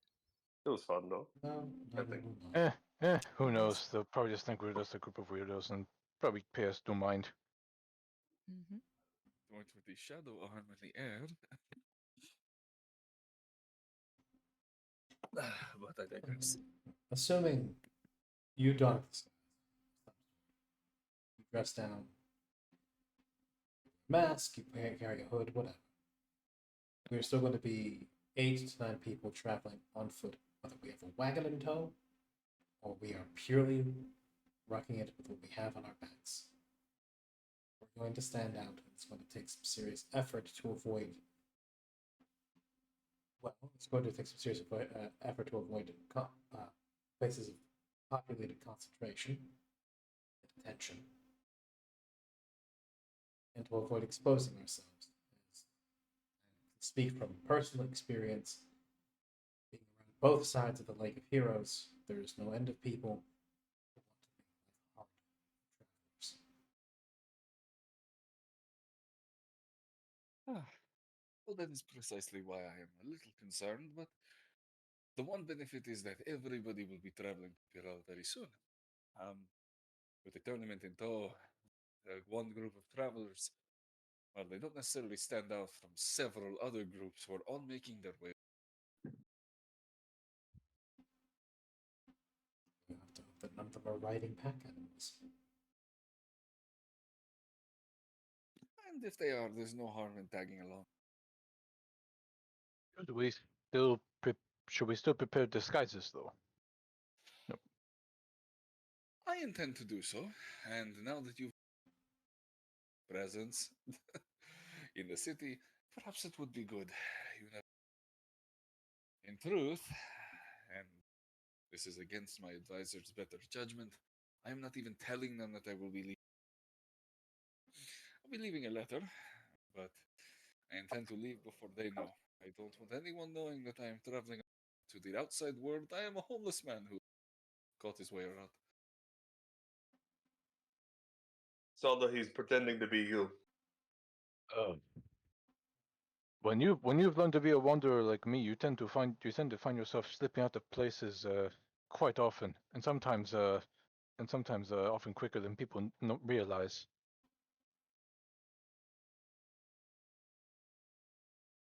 Oh, precisely. Well, unless you're friendly with them, in which case you can always give them the nice adieu. No, always give them a nice farewell. But That's not always the case, obviously.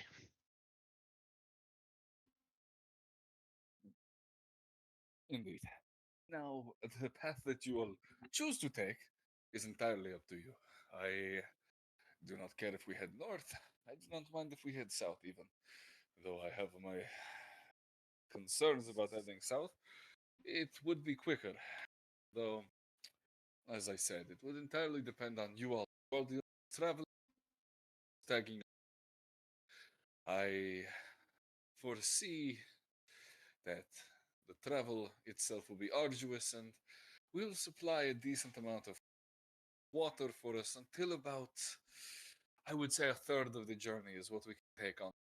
But we are not permitted to carry anything outside of a wagon. We are not allowed to carry pack animals, and we are not allowed to be carried there by any. So, and then I'll turn to Charlotte. Keep that in mind with your pet, which you have currently positioned on one of my laptops.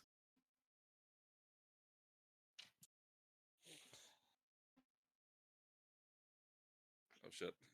Oop. Either way, please, enjoy the festivities, enjoy the evening, eat, drink, do your thing. And when you are all ready, we will set out. Peer out. There's a window silhouetting him, and peer out as the sun sets. 2 days. You have 2 days to get acclimated, get your affairs in order, get prepared, and then we will set off for Piral.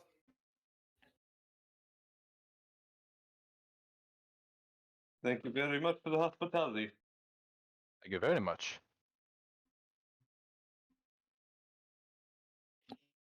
And with that, for now, I and with that for now, I think is actually what we're gonna call it. Lynn's really tired and things are getting kind of there, so I think that's Yes. introduction for now. Almost food time. Yeah, exactly. It's almost food time for Jules too. I think it's a good place to pause for. Thank you guys for being here. This was really fun. I had a good time. This was Absolutely. this Good beginning session discussion. was a blast. That was Yeah. stupid. I love that development. It turned from that was just something straight out of the beginning of a show. It was like started off as just simple, slow pace, and then one person chasing a paper bird turned into an entire race. Something that was just people making a mad dash for their employer's home turned into a competition, and then It just became a cannonball. Yeah, it's fun to just build on the I became the silliness. pavement. I thought that was some fun improvisation. That was great, yeah. You know, that was great. I think that it all turned out really well. I'm surprised I didn't fail anything. I thought I was gonna fail, and then I remember dexterity's my highest stat. Yeah, Dex happens to be your highest stat, but it would have been really funny because honestly, I was curious. I was almost gonna let you grab Sala again, but I would have loved it. Failed again, and Sala fucking shit again on the fucking room. Stop trying to pick me up. It's Slap. It just like at a certain point, it would just be like the arm grabs Sala by the ankle and drags him face down across the cobbles. I don't think Ballista likes you all that much right now. Not at the moment, no. She considers him a bit of a smug bastard, but that can change. He wasn't even being too smug. He was just smiling. He was having a good time. Yeah, but it's not about what you actually were feeling. It's about what she saw. Yeah. Oh yeah, she's currently hella opinionated, right? Oh, very. Yeah, fun times. I had a great time. I got to get into a foot race. I got to eat some decent food, and I got to get tackled by a 7-foot knot woman. Yeah. Chaos is good. It's fun. This is fun. 100%. So that was fun. I'm glad you guys had a good time. And yeah, no, please, if you have any things, please message me, DM me. I'm always around, but I'm looking. I'm gonna get the Roll20 up sometime next week. I don't foresee combat happening at the next session, but it might happened because first session. We already What do you had mean? PvP. Yeah. You already had. I was about to say. That was a I should- cannonball. Yeah, I was about to say you turned Rin into a cannonball. So by all accounts, Mental- I should say I didn't expect combat to happen, but then for session happened, and now I have to prepare. Mental image of Tara picking Faye up, just kind of squishing her into a ball like you would a snowball, and then just alley-oop 3-point shot. Real quick, I think that gave us a really good first emote, by the way, a first emote idea for this. Oh, Faye in a ball. Ball Faye. Yeah. Oh, Rin, Ball as your player. first like, Okay. as like not your first, but as your like first CTRPG session in like a long time, how did you like it? I liked it a lot. It was very fun. That's Glad. Really, it's just Glad. it's the same as any other RP. There's just more dice involved. There's just dice involved. Yes. I think True, it yeah. helped a lot that I know most of you going into it. So, Yeah. and it was that's nice true. to meet the others today too. Yeah. I think That's earlier for right. today you Yeah. met. Likewise, you yes. met Konichi, Jules and howdy Jake. wa. Yeah, ni howdy wa. Yes. No, I said Yeah, no. Konichi, howdy wa. Get it right. Konichi, howdy wa. My apologies.